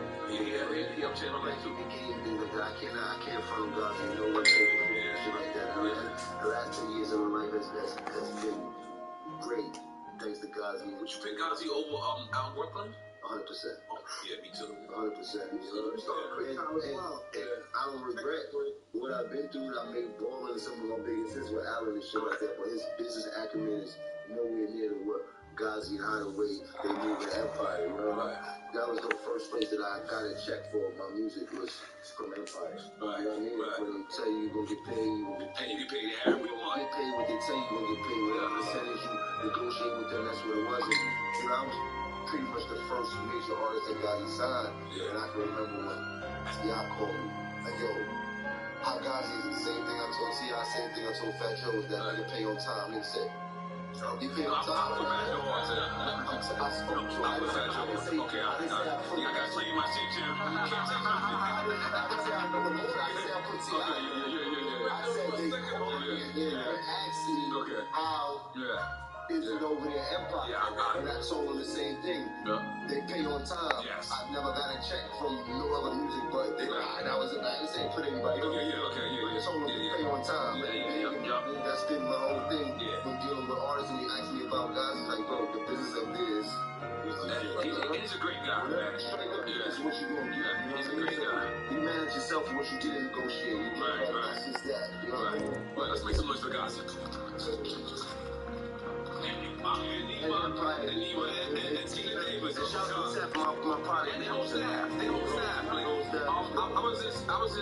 was out there the other day, and I went to the label, and they walked me through it. On the West Coast of the Bay? Yeah, in the Bay, and they walked me through it, and they went to the club. No, I didn't go to the club, but when they got went to the studio, and he flipped on me for leaving my charger in the car. He's like, you can't leave your charger in the car. I said, man, this is crazy. So he showed me, I went to the studio, but the whole staff, they got, and what a lot of people don't know, there's a lot of this Afrobeat music that y'all listening to is independent. That shit is independent. It's on the radio, it's being played because because Afro music is so hot right now that, you know, it's slipping through the. You don't have to be on a major. You don't have to spend that $150,000, that $250,000. And Gazi is doing it. He got reggaeton artists. I was like, damn, I was counting his money. I was like, man, we gotta focus in the whole Bay Area and Oakland area because that's where the independence name came from. And I'm taking nothing away from Houston. I don't know who started it and shit like that, but I know in the Bay and in Oakland, them boys been out there doing that independent thing for a long time. As you see, Gazi has turned that shit into a multi-million dollar operation. You know, really. Yeah, we went to the studio. Yeah, we went to the studio. They built a pool in that motherfucker. E40. You know what I mean? Too Short. I mean, it's a lot of artists I saw out there from the independent lane for making a shitload of money. So I'm like, you know, you got in the car. Yeah, don't make nothing in the car. One thing I heard say, you don't get what you deserve. You get what you negotiate. 100%. That's a true fact. So I hope you negotiate what you deserve or more. You heard? Because it's cold out here. And sometimes shit, I do deals where I don't get what I deserve, but I know what I'm gonna take that and do with it and things like that. So you know, you gotta be smart when you approach the table. Every dinner will be different, even though it's the same dish. You heard? We going home. We'll do quick time of slide. We're gonna explain the game real quick. The fact is, we said we're not gonna drink hard liquor, so we're gonna do shots of champagne. All right. Okay, Jamie, you ready? Where Jamie at? We'll see you in the building. Goddamn, make you like real thing. Holy shit. Yo, Jimmy, you from everybody? Just my man name from the from Instagram. What's my man name? Oh, right. I got Otis in the building. So it's my birthday weekend. Yes, I'm coming to celebrate. I got all my artists down here in Miami with me, so I wanted everybody to come out and celebrate. Ray signed you? Yes, Ray That's is hard. the first That's hard. I see him going there with your teeth. I knew something was Oh my God. Ray is the first comedian signed to VO Records. That's hard. That is hard. I've been watching Ray on the gram, cutting up and things like that, and I hit him up like, yo, man, I gotta try to see you. And so, we're gonna stand up, put out his comedy album. That's fine.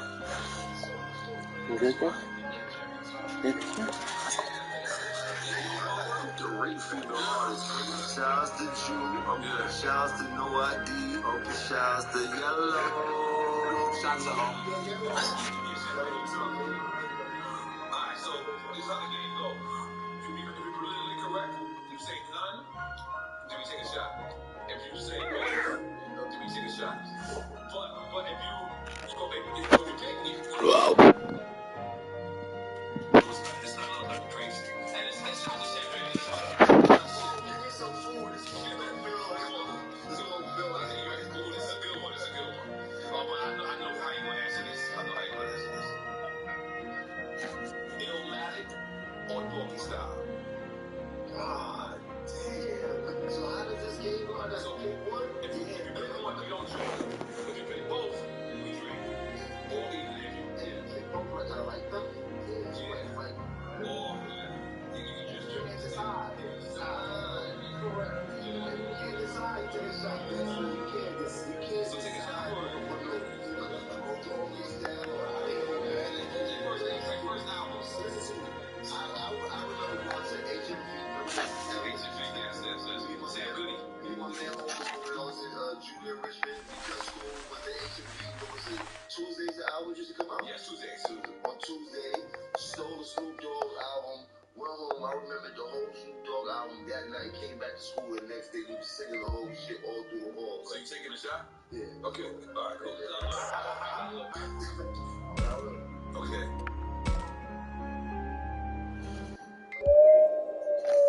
Maybe you don't know, big chance once you get flowers, but people are here to see.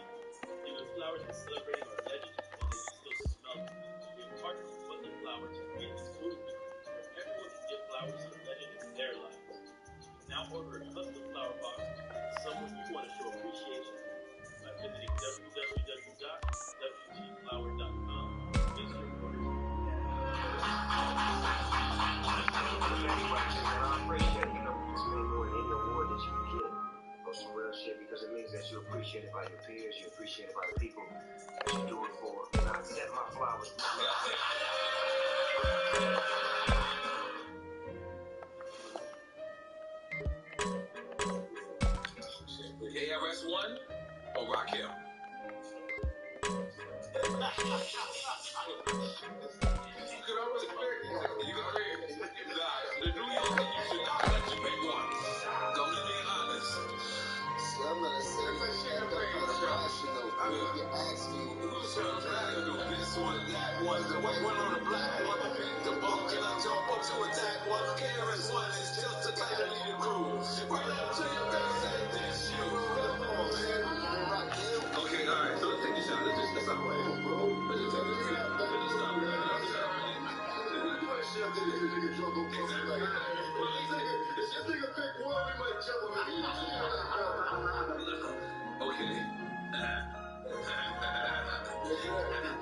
Fresh smart and all big laws.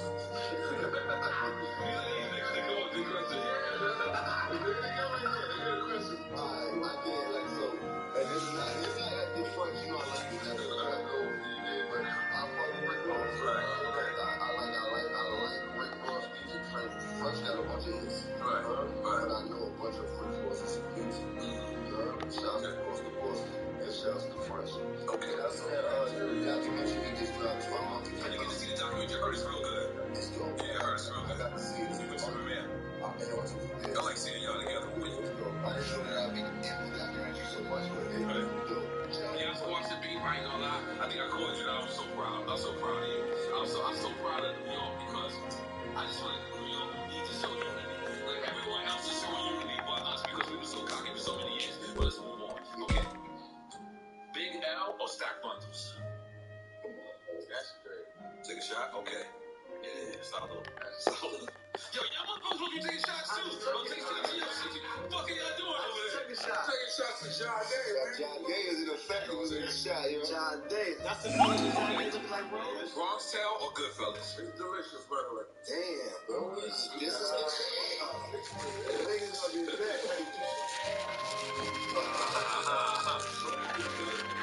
I ain't gonna put those Yo. I need to watch that. Like that's how deep Bronx Tale is.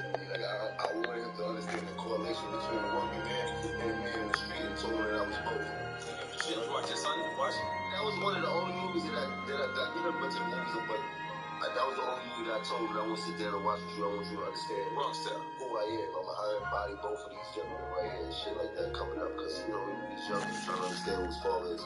So that was a great way to get that off. So plus is a dope ass movie, one of my favorite movies. And Goodfellas, hands down. You gotta go home, bro. Yeah. You gotta go home. You gotta go home. You gotta go home. You ready? So you know, Colombia and Dominican mix these questions up. Dominican from Washington has, he looks like he still sell cocaine. I don't know why. And Colombian spies the coke from him. I'm just playing that, made that up. Cam or Mace?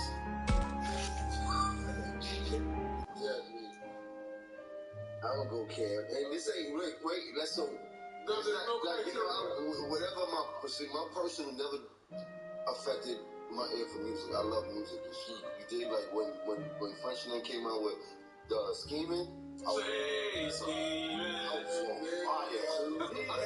had to listen to it on the road.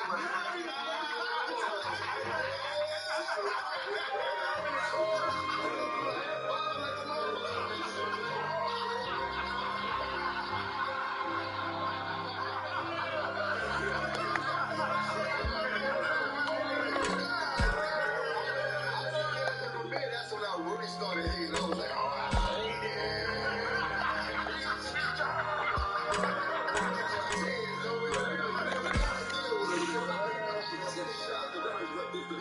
what I'm saying with that is between me, so you know, I live with Cam is my brother, whatever. I love that. We started from the bottom, you know, like so. It's different. Like I know he's a dog when it comes to rap. Like I've been through the lifestyle with him, also seen how creative he is and shit like that. The same with Mace and shit like that. You dig? But there's just something about Cam that I think. So Cam versus Mace on versus you going Cam? I'm going Cam. What I said. Mace, you know we gotta rap. I've said this a bunch of times, but Mace was smart enough to show me how to rap and compound the bars and things like that, so I could never take that play. And Mace got something dope, so she's not her also, but Mace only has one album. Alright? Cam got platinum albums, like not one of them, and that's what people don't understand when they come to you, Cam, and all those multi-platinum artists. You might jump to see them like you heard like real platinum classic, and not the one that was accumulated by streams, the one that people had to go in the store and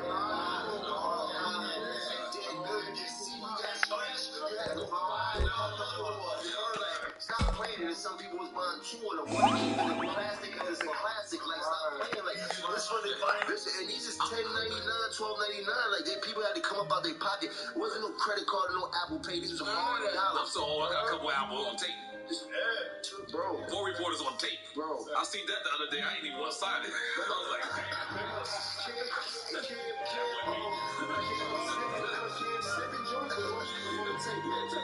was telling people we was recording before photo shoots. Like, it was just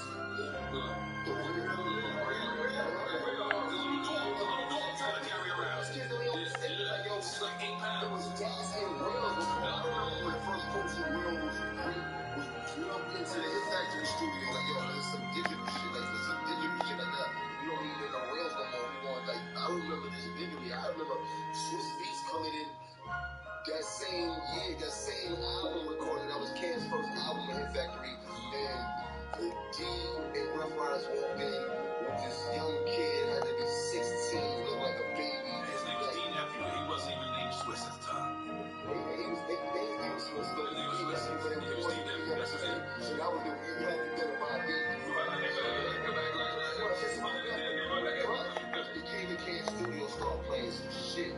So I'm on one of those records with Kim was the first beat besides the beat that he gave to Rough Rider. Like, he was the first person to buy a Swiss Beats. I remember. They don't want to run. I just want to talk to y'all. Shit like that. Like, it's me, Cam, and DMX.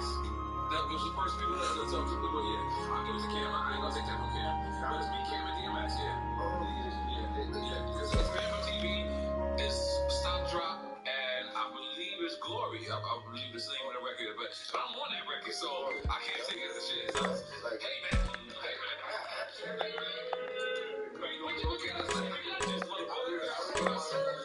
Yo, listen, I'm about to get you there. I'm about to get you there.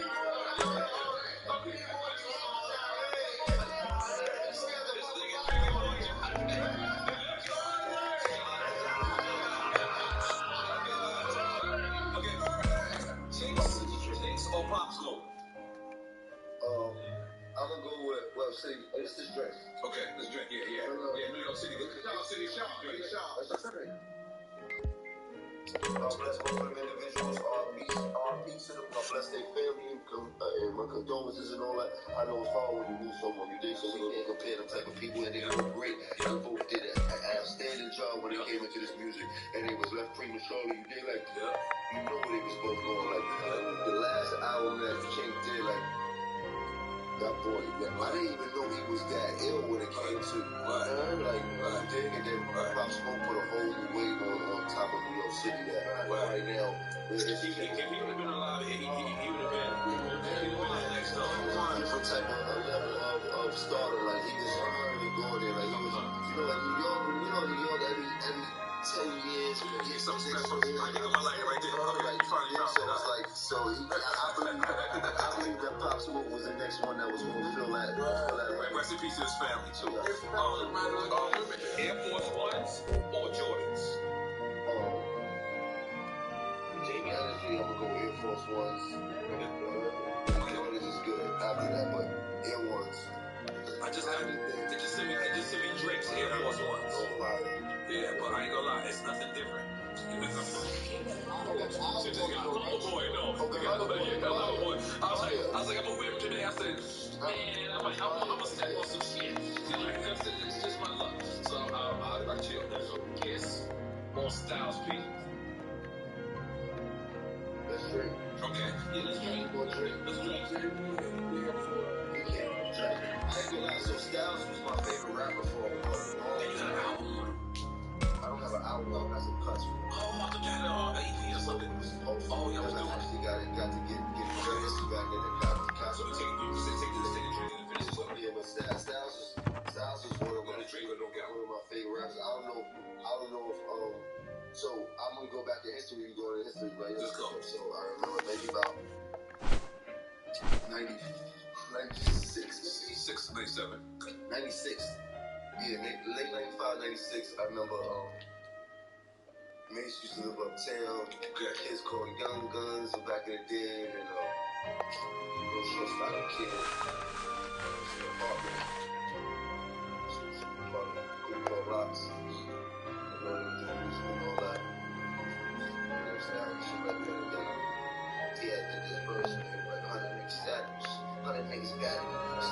shatter me. I'm only kidding, I'm splitting up your anatomy. You heard? Yeah, I did that verse, right? But the funny thing was about it, he was in that apartment because that incident, I believe, had happened and shit like that. And then, yeah, I turned around and did the verse of the record and shit like that. And then from there, I was like, the locks and everything started becoming so visible. And then I just started listening to heavy style. Like, his shit was, styles was like,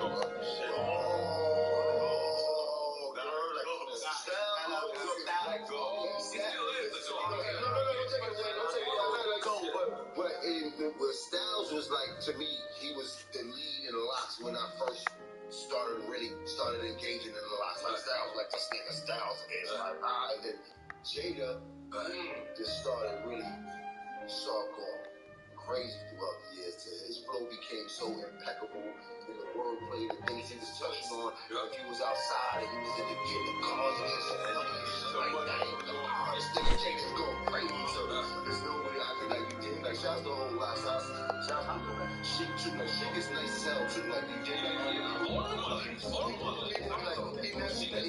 he don't get his proper flowers and shit like that. But Chic be going the fuck off all the time. You heard? Like he go crazy and shit like that. You heard? Okay, so New Jack City or Juice? Salud. I like that. Okay. Easy E or Nipsey Hussle? Yeah, my nigga. I never got to Easy. But he was one of my favorites of all time. Easy. Everybody, easy. Come on, easy. Say it. Easy. I'm just too clever, so effective. You know, I play on me, but I've been outside a long time. よし、俺が行こう。絶対に勝つんだ。リアトリモン、行こう。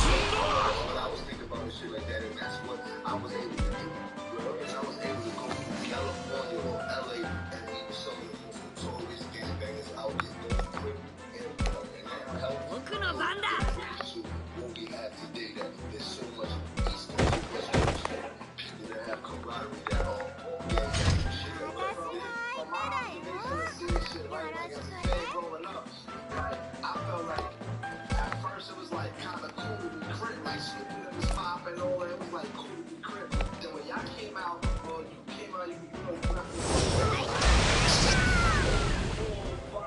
like you start really going crazy with it, getting lit. And from my perspective, I feel like you influenced the Lil Wayne shit, like, you know, you Joel's kid, I feel like y'all influenced that a little bit from when he became, I feel like he was like, that's our family, man. We got a lot of history together. I mean, I believe that Wayne was heavily involved with what you said from the way good dressing, talking, the gangbang culture, how fly it was. They was getting some money and shit like that. You dig it? They do it and shit like that. I see it. I don't know what they were doing before that, but I know there was a change once they started mixing. But they said, oh, we don't do like that. I love it. We definitely like that. That's the good stuff. Get them some shit like that. That's the guy. Shout out to Superman. Executives, you don't get his flowers the way it should be, but he probably got one of the most retarded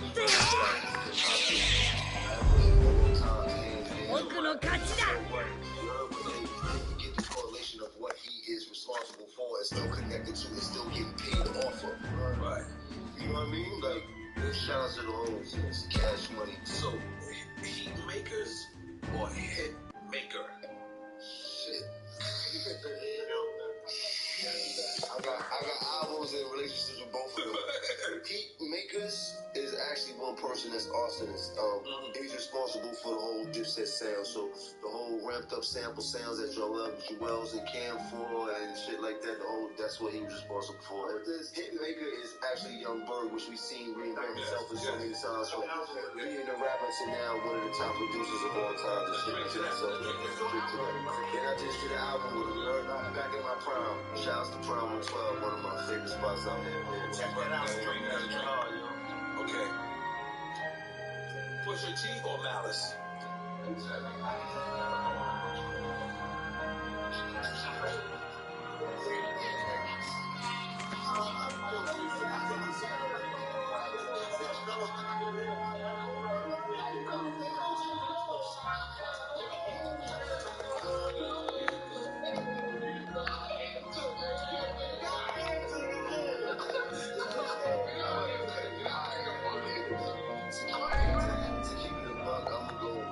Pusha T, so we're not going to drink to them. But okay.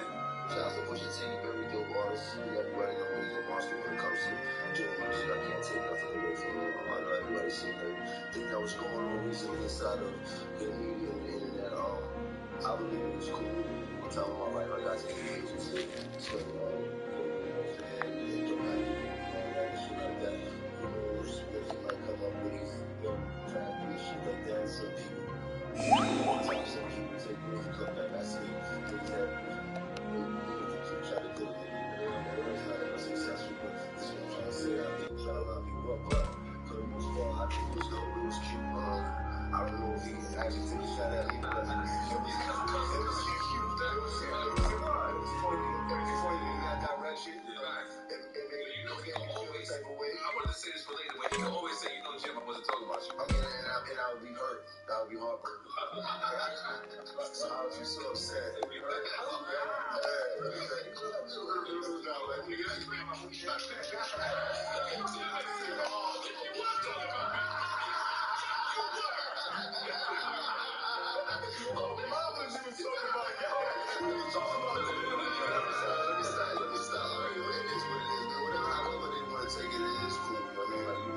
It's still rap music like that. I see cool on TV, but you see what it is. I put a response out there pretty crafty. I think it was crafty. Cheers to me, my birthday. That's right. But that's not a subject that we gotta do. Alamo or Shamgar? Damn, that's crazy. So I'm gonna pick. Oh, you gonna pick? I was gonna drink to that. I'm going to pick Ali Hall. Ali Hall. Okay, God bless you. And that's not because he passed away. RP to his soul. Like, I went to high school with Ali Moore. I knew Ali Moore. I watched Ali Moore play basketball with Cam. I watched Ali Moore play basketball in tournaments. He was hands down one of the nicest individuals in basketball in the world. Now, I'm not talking about, I'm talking about in the world. I've seen that kid do some things that would never ever be duplicated in basketball at all. I mean, and I don't know if, and there was no Instagram, it was not that era. This was an era that you have to be at. But Ali Moore, the Black Widow, hands down, and you can ask anybody who's been around since the 90s and watching basketball and street basketball and high school basketball. And no disrespect to Shamgar. Shamgar is one of the illest niggas with a basketball in his hand. His handle, he got basketball moves named after him, you heard? But the moves that Ali Moore was doing, he didn't have no name for. He was doing these shits off the rim. Like, I took the shot. I'm sorry. We gonna take the shot. I've been telling you, like Ali Moore, that was my favorite Rucker Park player. It used to be so low. Talk about it. It used to be so low. I was like, talk about it. oh shit. Yeah. No, listen. When I met him, and I'm getting you bad.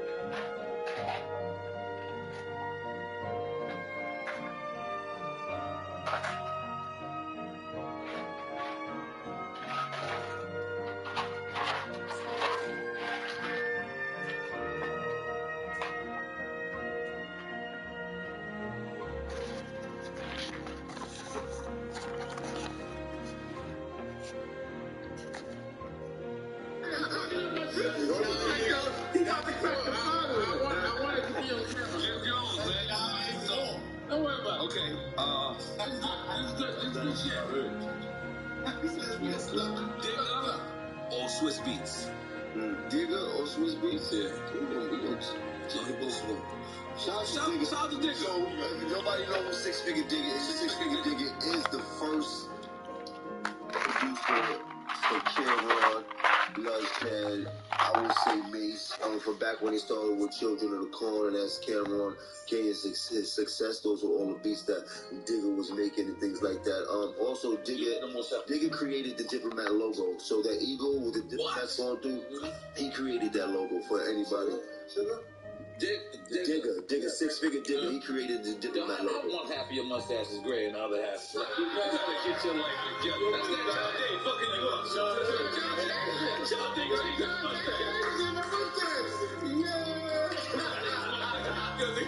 changed his mustache. Okay, this is the last one for Quick Time Slide. And I'm very curious. This is my favorite one. Me and Ian finishes our favorite one that we always ask. And this is the one that we always feel like is the most simplest. Loyalty or respect? Okay, now respect. We want to break it down.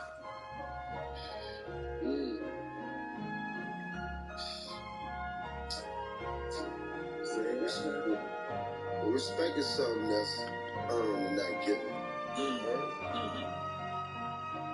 Somebody can just be loyal to something that they want to be a part of. That has nothing to do with saying respect and them have not for you. You heard? Somebody could be loyal to an opportunity and not have no respect for you. You heard? Hold on. Now they say respect. Let's talk about respect. Because everybody might not respect you. But I always say, that's cool, but you're not going to disrespect me. Right. You heard? Right.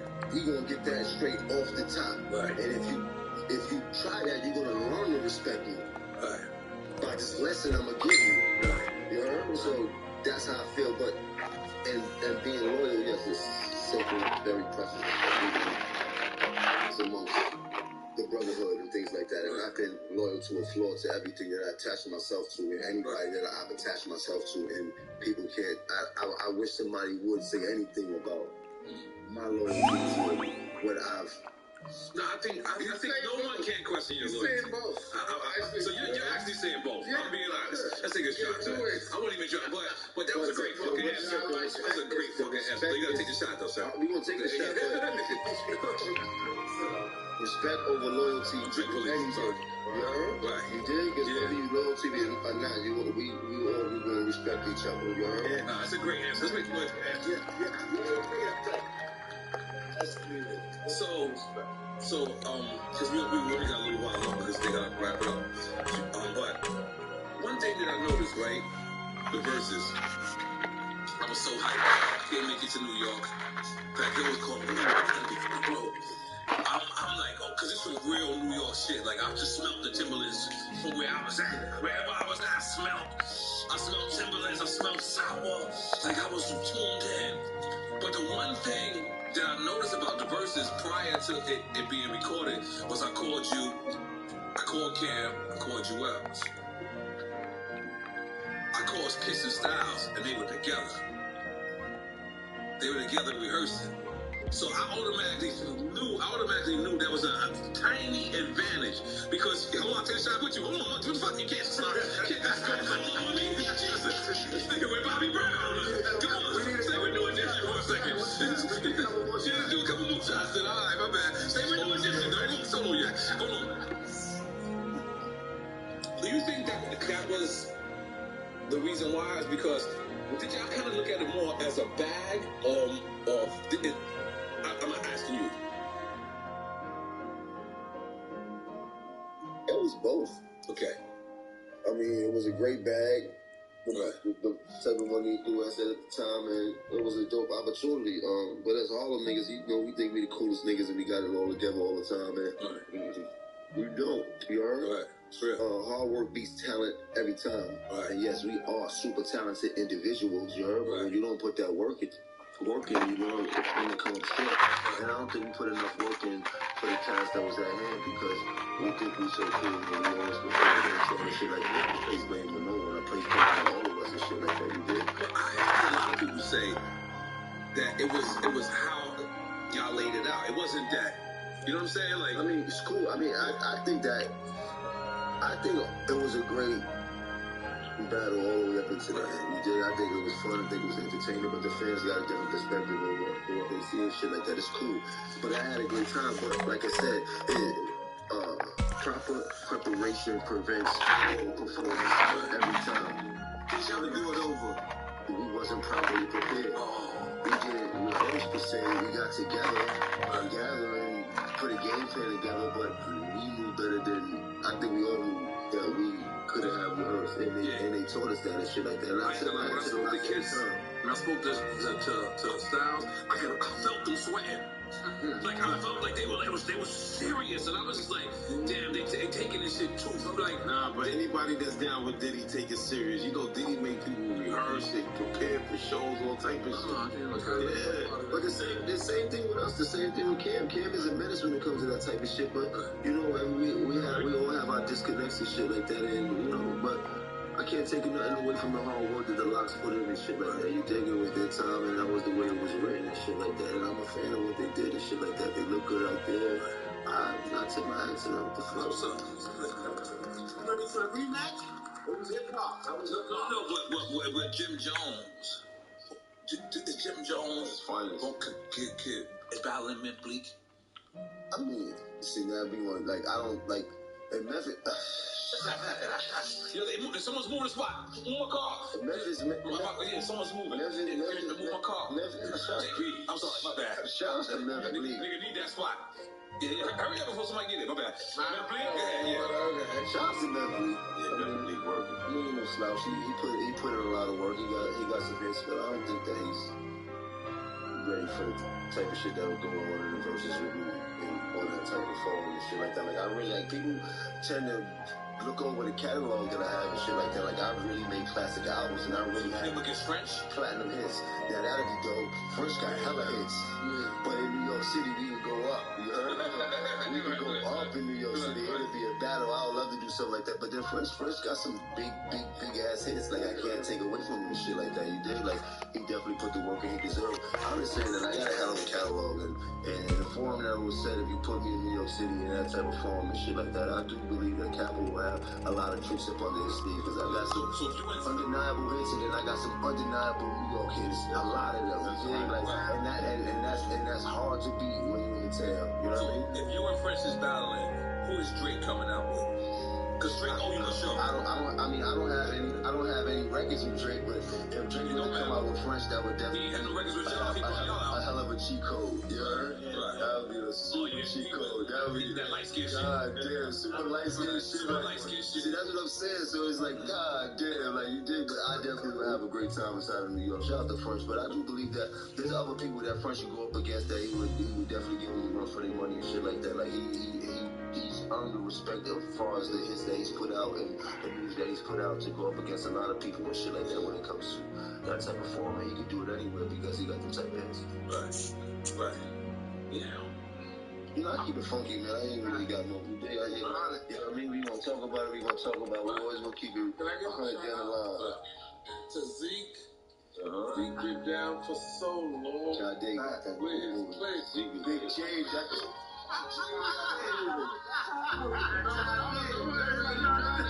Just like that.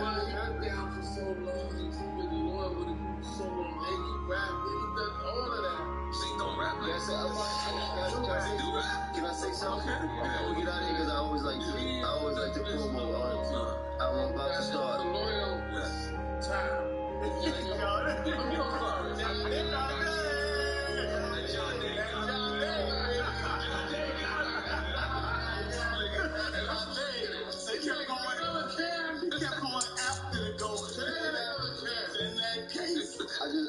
I just want to say that I'm about to start shooting a late night variety show with a live in studio audience. And when I say variety show, we got characters and stuff in it. So I want people to look out for this late night show. I mean a real late night show, like my studio hall in living color type of shit. Been working on it for a while. We about to start shooting at the end of August. You know, I've been into this whole I love it. nigga television shows. I call you all the time. I love it. A lot of things. It's way better than rap. I just want to tip my hat to you and give you your flowers before while we have the opportunity, because what you've been doing is a hell of a job. I see you turn your life around a lot of different times, and this one it seems like you really figured out where you need to be at and where you're going and shit like that.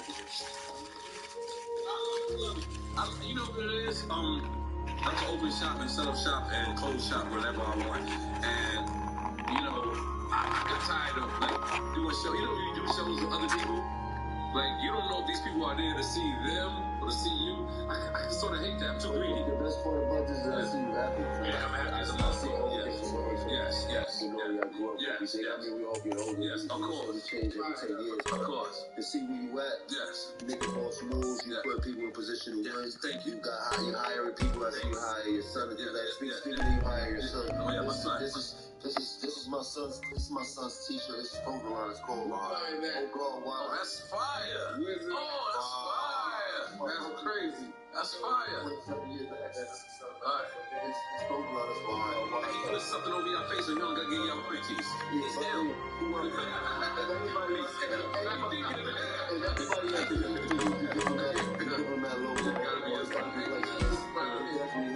So, you know, just like I see you put yourself in a position to do like that, I've been walking side to side with myself for years trying to figure out what he want to do when he finally got some. So I'm excited to pipe him up. He got a license too. He definitely got his license. He been trying to my son got his trying to take the range out. Like, yo, let me just go to the store and take like that. Like, you know, like, that shit is funny when you put it on the range. You're not a parent until you're a parent. And me going through this whole car situation with him, and maybe I'm too. Wait, you parents and shit? No. Now see, you have I've been wanting to buy him a car, but you know, as a parent, I want to make sure that he's safe while he's driving. So I'm like, nah, bro, you gotta drive him for like a month. Like, yo, you gotta show me that you're ill behind the wheel before I buy you this vehicle and shit like that. And I maybe thinking to myself, maybe I'm doing too much. I see other parents buying their kids cars and things like that, but I'm just like, I would never know I would be that parent to be like that to my son. But shit, I love him to death and shit like that. But I thank you for this opportunity to be here. Shout out to all the people that's here. I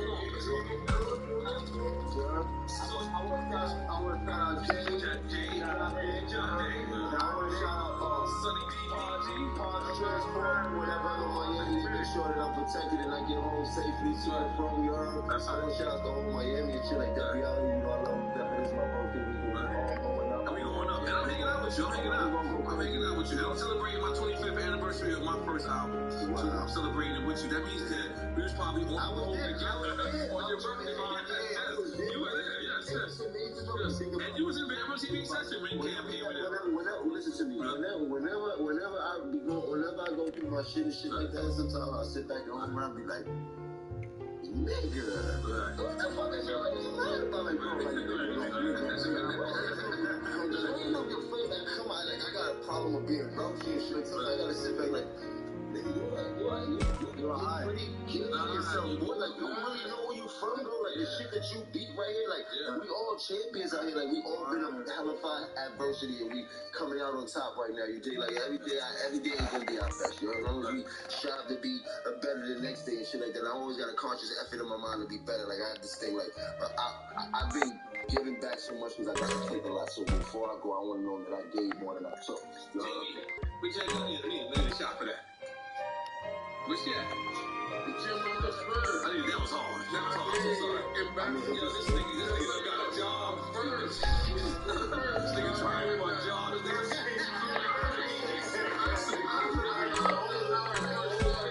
Shout out to Hot Tollers. We didn't smoke.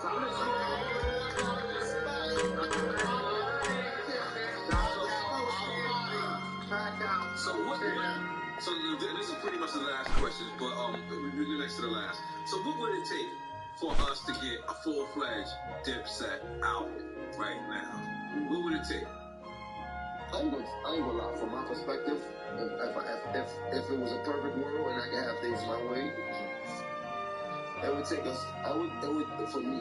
This is how I would see it, and I know that it would be in my eyes. It would turn into a hell of a success. It would take us partnering up with the right person, whether it be a label or somebody else. That's the interest to see us win. You dig? And once we have a sound blueprint of that, and not to say that it's about the money, but money makes this shit move when it comes to doing music. And there's a certain aesthetic that we want to see, and there's a certain type of sound that people want to hear. And we're trying to treat the people and things like that, you know. And I think a lot of that is what's been going on in the past years of us doing these diplomats installments and things like that, because we're so used to having this whole independent layout. But I think that we put so much work in and things like that that the people deserve a real diplomat album, and that's not going to happen until we have a sound partner that could put up the bill to make the diplomat be seen the way that needs to be seen and shit like that, you know what I mean? And that's just as a fan, my diplomat album, I want y'all in the studio together. No, we gonna do it. Listen to me, I've been so for like the past 7 years, I've been having this plan of how to get this diplomat album done and shit like that. I want shit like that, like you dig, like for everybody together, wherever we go with shit like that, you dig, and really encompass the sound of who we are. It's always been a universal sound, and the way the music is moving now, the way we can merge the music with some of the young and up-and-coming artists, and some of the most powerful artists is going on. Like that. A lot of these artists that are real fans of what we do as diplomats and shit like that. I speak to a lot of them all the time and shit like that. I think that we mix all this music together and really give these people a real dope album and shit like that of both what they've been missing and everything that they listen to right now and shit like that. But on the highest level of making music, which we can't do and shit like that, you know what I mean? You know what I mean? Like really the stompers out here, like the real steppers, you know? I was raised on Dipset. Nigga, like my uncle is a rapper. Yeah. I just feel bad. He's like, yo, who's your favorite rapper? Like, yo, Dipset. You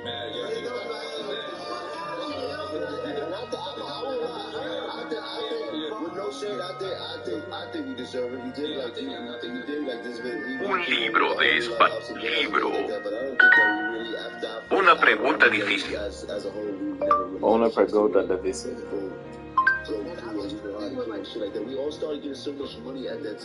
Una pregunta difícil.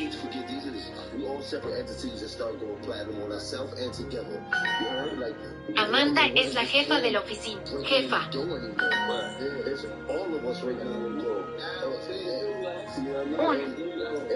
Difícil. Yo necesito leer. It clouds the situation, you know, and it really changed you, especially at a young age when you don't have no guidance. And that was one of the things that we really missed as we was coming up. Not to say that whatever happened, but we never had no OGs, and you know how it was. We was just doing our trial and error and learning everything as we went along and shit like that. Yo escribo mucho. Yo necesito leer un libro. We have opinions on our brothers. Because you're my brother, I still have an Yo opinion against you. necesito leer un libro.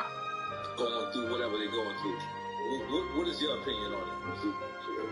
I really think motherfuckers need to call each other and just holler at each other. Get the mic, because I'm home. They need to just call each other and holler at each other on their own time. You know what I'm saying? Because a lot of people over here say shit, a lot of people over here say shit. I think they just need to go pick up and beat me. Let me see. Zeke the type of nigga be like, I call Zeke like, yo, this nigga get me. I go crazy. He like, yeah, I'm right here with him right here. You want to tell me? What he said. Exactly what he said. He don't have no sides in this whole situation. Yeah, I can tell. And that was one of the most beautiful things that we have when it comes to Zeke.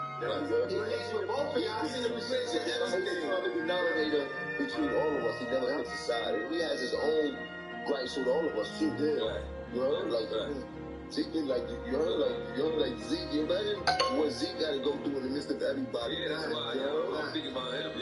You know what I mean? Like, he never really got his full opportunity to reap all the benefits that we got to, because he was locked up at the time when we was at the height of our career and shit like that. So when we was getting millions of dollars and shit like that and going crazy and shit like that, he came in on the tail end of it and he missed everything. So at that point, it's like, you know what I mean? You know, this is my boy right here. We back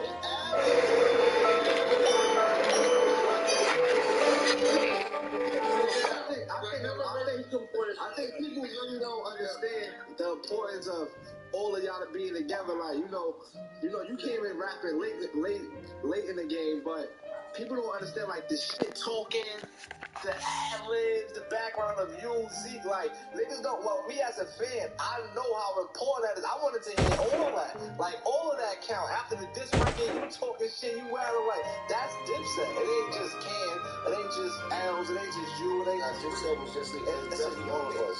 We always say that, and we got the right to say that, all of us. You heard? Dipset ain't about you, nigga. You heard? We all have the right to say that. We always say that amongst all of us, even Joel's and shit like that. We did whatever we in the midst of whatever. Like, Dipset is never about one man. It was about all of us. You heard? We made that thing move as a whole and shit like that. And, you know what I mean? So, shout out to Joel Santana. He got. I ain't gonna lie, we need some more music, Joel. So listen to me. I fight with Joel every day, but I do know he got a whole album that he got done, and I'm talking about he got all the stuff he's on. I mean, I'm talking about. I text him. I'm like, stop. I text him like, I can't. I do know that he was in the midst of a deal. I do know he was in the midst of a deal and he was finishing up, but he definitely has some music. But I feel like you feel for so many years and shit like that. But shout out to Joel. That's your favorite rapper? Always my favorite rapper. That boy still can go to shit like that. Rapper all time. Of all time. I got some big rappers that meant so much to me and shit like that. You did. So I can't really just say one, but let me let you all encompass one. And what he says, right? Listen, like, it's a lot of rappers that influence me, or I hear their music, it make me want to do this, it make me want to, but like, you overall, like, you my favorite rapper? Or the fact of your whole style, it wasn't like just a rap, it was the style, it was the shit talking, it was the demeanor, the attitude overall. So when I'm asking you that, like, it's a bunch of rappers, like, I know Jay-Z's one of the greatest, like, but you my favorite rapper because of everything in the whole. So I want to know, like, who influenced you as a whole. When I hear you saying, yo, I keep 20 in the pocket, light change, I'm like, he's still rocking cornrows. He's still rocking cornrows. You know what I mean? Like, I want to know, like, alright, so who influenced me was the hustlers in Harlem and in the Bronx. That's who really influenced me. You know, it wasn't. Nah, Boy George. I mean, Boy George is one of them, but directly it was like them type of cats. In my hood, it was like Fritz, and then it was like Pop on 113th Street, and then it was like Big Dave. It was like Big Dave. I don't know if you're familiar with Big Dave. Big Dave, or LL Cool J's. One of his covers, he got Big Dave's Mercedes Benz. It was a black Mercedes Benz. Like this, like this is the type of individuals that we grew up. We wanted to be like my man D that took us to the tunnel when we was like 15, 16 and shit like this. And we niggas all going to the tunnel with drug money and you skip the line and get on the express line and shit like that. Like these are the people that were really shaped who I wanted to be like and shit like that. And when it came to the music and shit like that, the energy that I was getting, it was like so. Snoop was like one of the first people that I really like. Snoop and Nas, like they really like that. Snoop because Snoop came in. I see you and Nas together, man. Snoop is deep. When Deep Cover came out, and this nigga came out of Deep Cover, and the way he started rapping, I was like, what the fuck is going on? And then he came back with the brains. I'm like, nah, this nigga is cold. Like, who is this nigga? You heard it then. And then, yeah, Snoop was, that's why I got brains. And then Nas was like, yo, Nas, so in high school, it was me and Zeke, like, when we did the barbecue and shit like that, when he did that barbecue, it was like, yo, who the fuck is this the way? Why is he talking about what we doing? Like, this is like, your day, like, yo, like,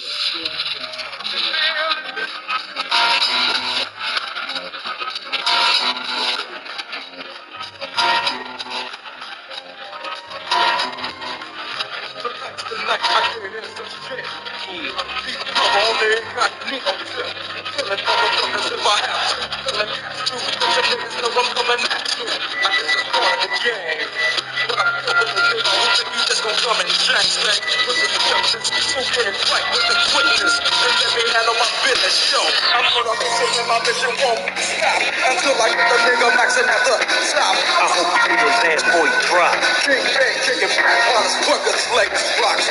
Coming up like a fat rat. Big money, big arm, big bodyguards on his back. So it's difficult to jiggy. But I got to hook up with somebody who knows how to keep contact with. Spitting like this and like that, let it know that I'm looking for a big fat dope sack. What is this band? So let's flush it. If you wanna handle it tonight, we'll discuss it. On a nigga's time and a nigga's face. Take my strap just in case one of his boys looking out my face. Cause he's a strike motherfucker. But I give a fuck. Cause I'm going to cover. Yeah, you don't stop. Cause it's 187 on an undercover car. Yeah, you don't stop. Cause it's 187 on an undercover car. Creep with me as I crawl through the hood. Maniac lunatic calling Snoop Eastwood. Kicking dust as I bust fuck peace. And the motherfucking fuck police. You already know I give a fuck about a cop. So why in the fuck would you think that it would stop? Why? Yeah, that's what we's about to do. Take your saving up crack money, getting cabs on hold. You dig? This was one thing Cam and it was advanced. That Cam and Huddy 6, God bless Huddy 6. Everybody know who Huddy 6. Huddy was super advanced. Huddy and Cam, these niggas was in the Cotton Club when they was 13, 14. Like, this is what Harlem was all about. So when you be like, our influence was just really everything that was going on in the street and shit like that. And then starting to watch these rappers and shit like that, it gave us so much energy about what we wanted to be like and who we wanted to be like and shit like that. But Jay and Pac and really coming up. And then I remember when Raekwon put out the Purple Tape, and this is when Cam was living with me in 5H. And when we got that Purple Tape, we put that CD in. God bless my grandma when she passed away. We put that CD in the little shit we had by the kitchen. That Purple Tape, when I tell you, that Purple Tape played for the whole summer and nobody touched that radio. You hear what I'm saying? It played for the whole summer on repeat. Nobody touched the radio, that Purple Cat, nigga. Like, that shit went crazy. And then them niggas did videos in Harlem. I break this whole table like, yo, bro, when them niggas was doing ice cream and all that shit in Harlem and the Wu-Tang was coming through, like, you felt like you was a part of something. Yo, them niggas is up the block. Like, and they coming through mine. Mad dust from the projects and they coming through mine. Mad dust from 140 and shit. Like, yo, this is all hip-hop, but it's all the street shit. So, you know how we feeling. Like, it's like, you digging, this is all in Harlem, and this is what I mean, like, the streets really affected us at a young age and shit like that. Like, we all been outside. Me, Z, Cam, all of us that came up, really been outside in the streets, going to clubs, bugging. It's like 14, 15, trying to get a club, trying to get money, trying to get friends, trying to be grown. Like, this is what we embody and shit like that. Like, I'm just ranting right now and shit like that, but how important that was to the music that I do, on top of the rappers that influenced me. But the streets was the biggest influence that I had, because at that time we got to witness some hella fire shit. 6'5". Music choice. It said, like, it gives different quotes from rappers that I guess they must ask questions or say. You said one of your biggest regrets is not believing in yourself earlier. Like, earlier. So, did you ever see yourself being where you at right now? Like, as a rapper, or did you always kind of think like, yo, I'm gonna just support my man and... I remember I used to have this saying and shit like that I wasn't famous, but all the famous people gonna know me. And then I'm just like, I'm not famous, but now all the famous people know me. Like, I always knew that my life was gonna take a road that was gonna be different from anybody else, and I was gonna be very influential. I always felt that from a young age, from when my mama instilled that in me and shit like that. I never knew that it would be rap music, and I never knew it would be the opportunity, but I'm real about, I always been about energy since a younger, and I always see opportunities before they come. And when I heard Cam and Bloodshed and May start to rap when we was like 15, when Cam moved to the east side, and his cousin R.I.P. Bloodshed, I used to pay him quarters to do freestyle. And I can say like that, nigga, we ain't had no money, but this was the thing. It's like, I got a quarter for you, get 16 and shit like that. You think, like, when I started hearing what these niggas was doing and at that young age, and they were doing Children in the Corner, and they was being real serious, and then it started going into Herb McGruff and the Big L and all that type of shit, I was like, I gotta stay close to this guy. On mamas, like the little bit that doors that were opening when they were younger and shit like that, and me being around to be and seeing it be in the game, I was like, I need to be a part of this shit. Like, I gotta stay close because this is where I need to be. I can do this. You know? Like, and I didn't even know how to rap at the time. Right. You know? But I knew who I was. Like, man, I could do this shit without rapping. I just need these people need to know who I am. They're gonna feel me. You know? And I just knew that from very beginning before we even had opportunities. And then as opportunities started getting close, I knew that Cam was a precious commodity. Right. You heard? And whether he knew it or not, I took it upon myself to do everything I could to help that situation. You dig? Like, nah, we got one. We are out of here. Right. We just got to make sure that we keep him safe and everything is going to be okay. And that was always my plan. You heard? Hold on. I gotta get out of here. Hold it. I gotta get out of here. Have you been invited on Cam's show yet? Nah, I haven't been invited on shit. Show's dope though. I can't lie. You dig? Them niggas do know sports and they do know basketball and shit like that. And what they doing is no different from what we do on the block and shit like that. And that's why it's so dope, because that's the same banter that niggas have about sports right in front of their nigga, right on the street, in the same language, the same way niggas snapping in the midst of like it's just you dig, but they real serious about the points, they points and angles when it comes to sports and these plays. They know they shit and shit like that. So it's dope. I do believe that they're gonna get a super dope big check off of it. I sure hope so. Yeah, hell yeah. I think so. It's getting the notoriety. So like, I mean, this is where it's going. Is we want our news from us. We want our whatever we get. We want it should always come from us. Like our culture. Like God bless Skip Bayless. We love him. But fuck that. If I gotta pick, I'm going Cam. I'm supporting Killer. I'm supporting Mace. I don't know Skip Bayless. I don't know. All I just know is and then the camera got me thinking he racist now. Because he wanted the black now. They keep saying not that he racist, but he wanted you. Our culture. The culture vulture. Speaking of races, I tell people this all the time. Hip hop is its own race. I always say that. It's its own race. It's our own culture. We got our own dialects. It's a certain language that we got that everybody knows unanimously. And it be different dialects. So when you come down here to Miami, what they say might be different from what they say in Chicago, but everybody know what the fuck niggas is saying and shit like that. It's like hip hop. Let's take a shot to that. You ready? Let's take a shot to that.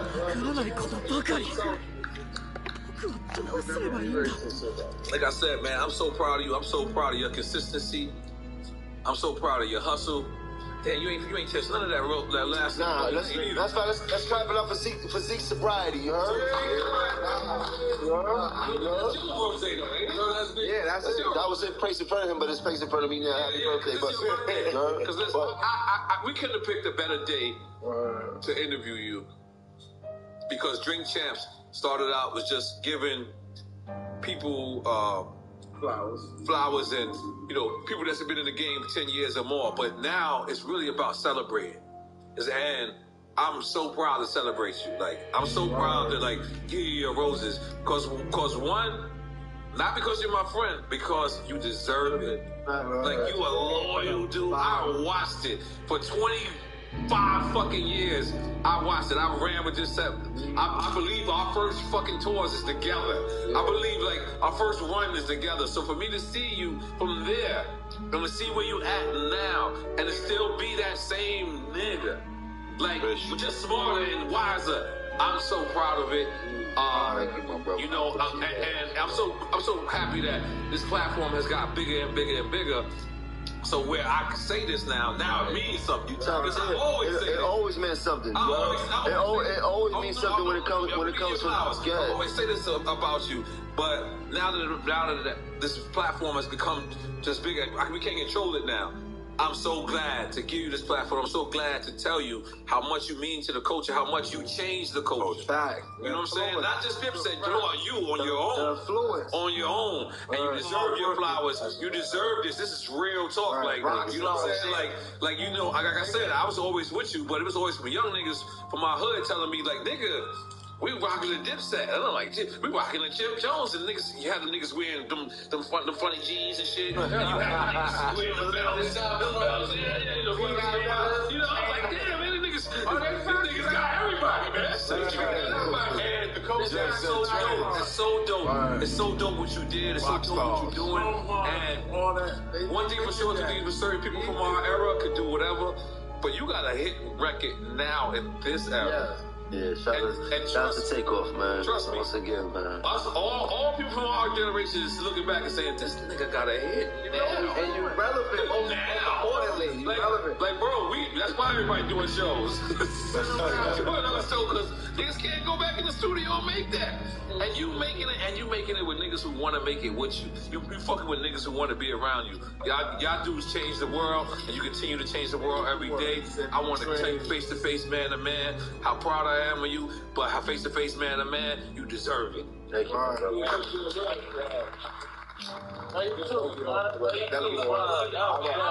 I take all those flowers. I appreciate you, my brother. Thank you, my brother. Like this. Because you know why? There was a time you was humble. There was a time you was almost too humble.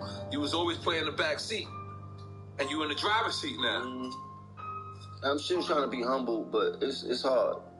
I mean, you know what I mean. But in this game, humble don't work too much. If you're trying to get your point across, but in life, you need to be humble when you're dealing with life. And humble at the same time. You got to balance. It's balance. Yes. It's balance. And shit like that. But I'm grateful for this rap game. I can't say that it saved my life so many times, and it's still saving my life. Like it put me in a position like no other. You dig? Like I don't know if people understand what it is to be or where we at, or to be able to been through the things we've been through, and I'm like when I go home every night and see that I can still feed my family, it's like you know, as you got a last shot. You know what I mean? Like you got a last shot over there. A last shot. I'm about to drink this. Hey, no more shots. Yeah, tap this up. All right, we're gonna take a shot. But I just want to say, hip hop has been a savior to me, man. I know it's been a savior to you, man. I appreciate you. I'm gonna give you your flowers at the same time. They got me drunk. It's my birthday. We're gonna go with a bang. Shouts to everybody that helped me get here, because it's not just me by myself. People like to say I did this all by myself, and I did not do this all by myself. And I never say I always say we, because I got a team behind me, you heard, that I believe in, and they believe in me. You heard me? And you can tell, like I leaned off of him being Puerto Rican. I only sing Happy Birthday in Puerto Rican. I seen that. I don't even know that one. Happy birthday. Right? Happy birthday. Happy birthday to you. That's my way of thinking in the black one. But the black ones, so people don't be mad at me. Puerto Rican and black. I got a Spanish album coming out too, so I just wanted to put that out. That's right. I see that. Right. I opened up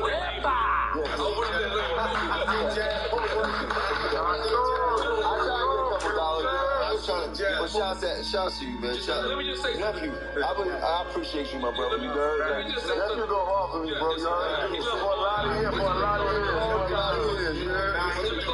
Let me just say something. That was the funnest time in my life doing a Spanish album. Everyone in our community laughed at me. Everyone criticized me. Even my right-hand man, EFN, Fat Joe, they sat me down in meetings. Don't do it. And was like, fuck them niggas. Do not do that music. I did the music, and I started to notice nobody got stabbed at the end of the night. I was like, I didn't do a good show? Because that's how I felt like I did a good show, so like I get stabbed. Like, all right, cool. I ripped that shit to the tunnel. The tunnel bruised me. Bro, you open up a door like you open up Pandora's box, my brother. Oh, listen, it's so much money there. Bro. It's like you open up Pandora's box. Like you know when you come to a party. 修二さん、落ち着いてください。落ち着いてなんかいられるか。ジジモンさんの話だって聞いた話だと。だったらなんだって。あんな、俺たちは戻るって決めただろう。いちいち疑ってたらキリがねえだろ。なんか信じないでいて闇雲に行動してどうすんの。そのことだったらうだうだ言ってんじゃねえ。もう弱くなる。ああ、二人とも落ち着け。そうや。私たちはジジモンさんの言葉を信じるしかないよ。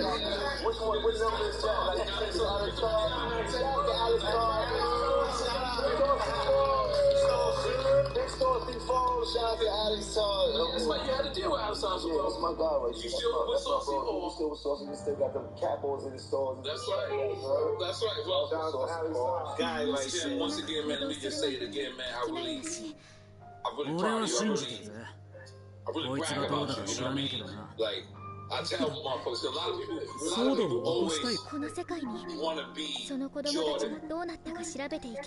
And Jordan is great. He's got to live a hell of a life. You know, he's great. What is any, and nobody can be great without that capo, without that right hand man. No one is great without that right hand man. And you, like I said, Tony Yayo. I mean, everybody's position, right? You got that one person that's always going to do what nobody else is willing to do for you. Right. And when you understand your position, it's going to be great on the other side. I've been through a lot. I was able to make, if I wasn't a rapper, bro, like it's so easy for me to sit here and talk to you, and I know you from being a plat like you did, like. You one of the illest rappers out, nigga. Big back. The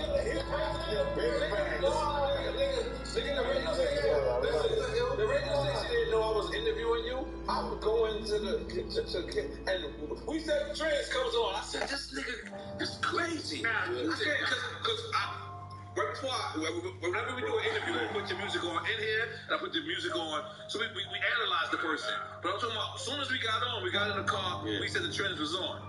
And I was just like, holy shit. This motherfucker was doing it in the 90s and doing it now.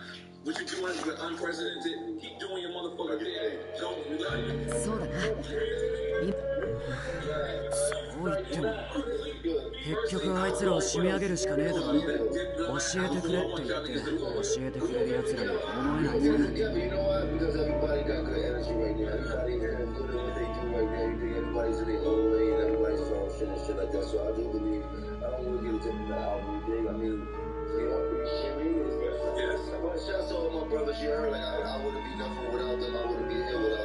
今間違いなく言えるのは神か何かに生贄を捧げれば異変が収まるってことだよね。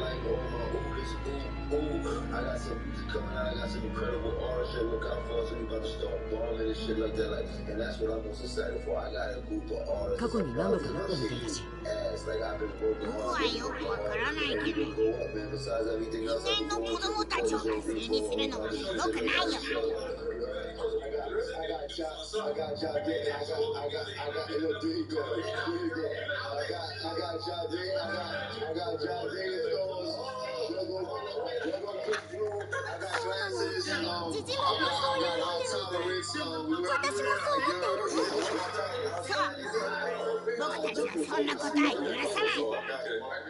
犠牲を出さずに帰ろう。犠牲はいらないんだ。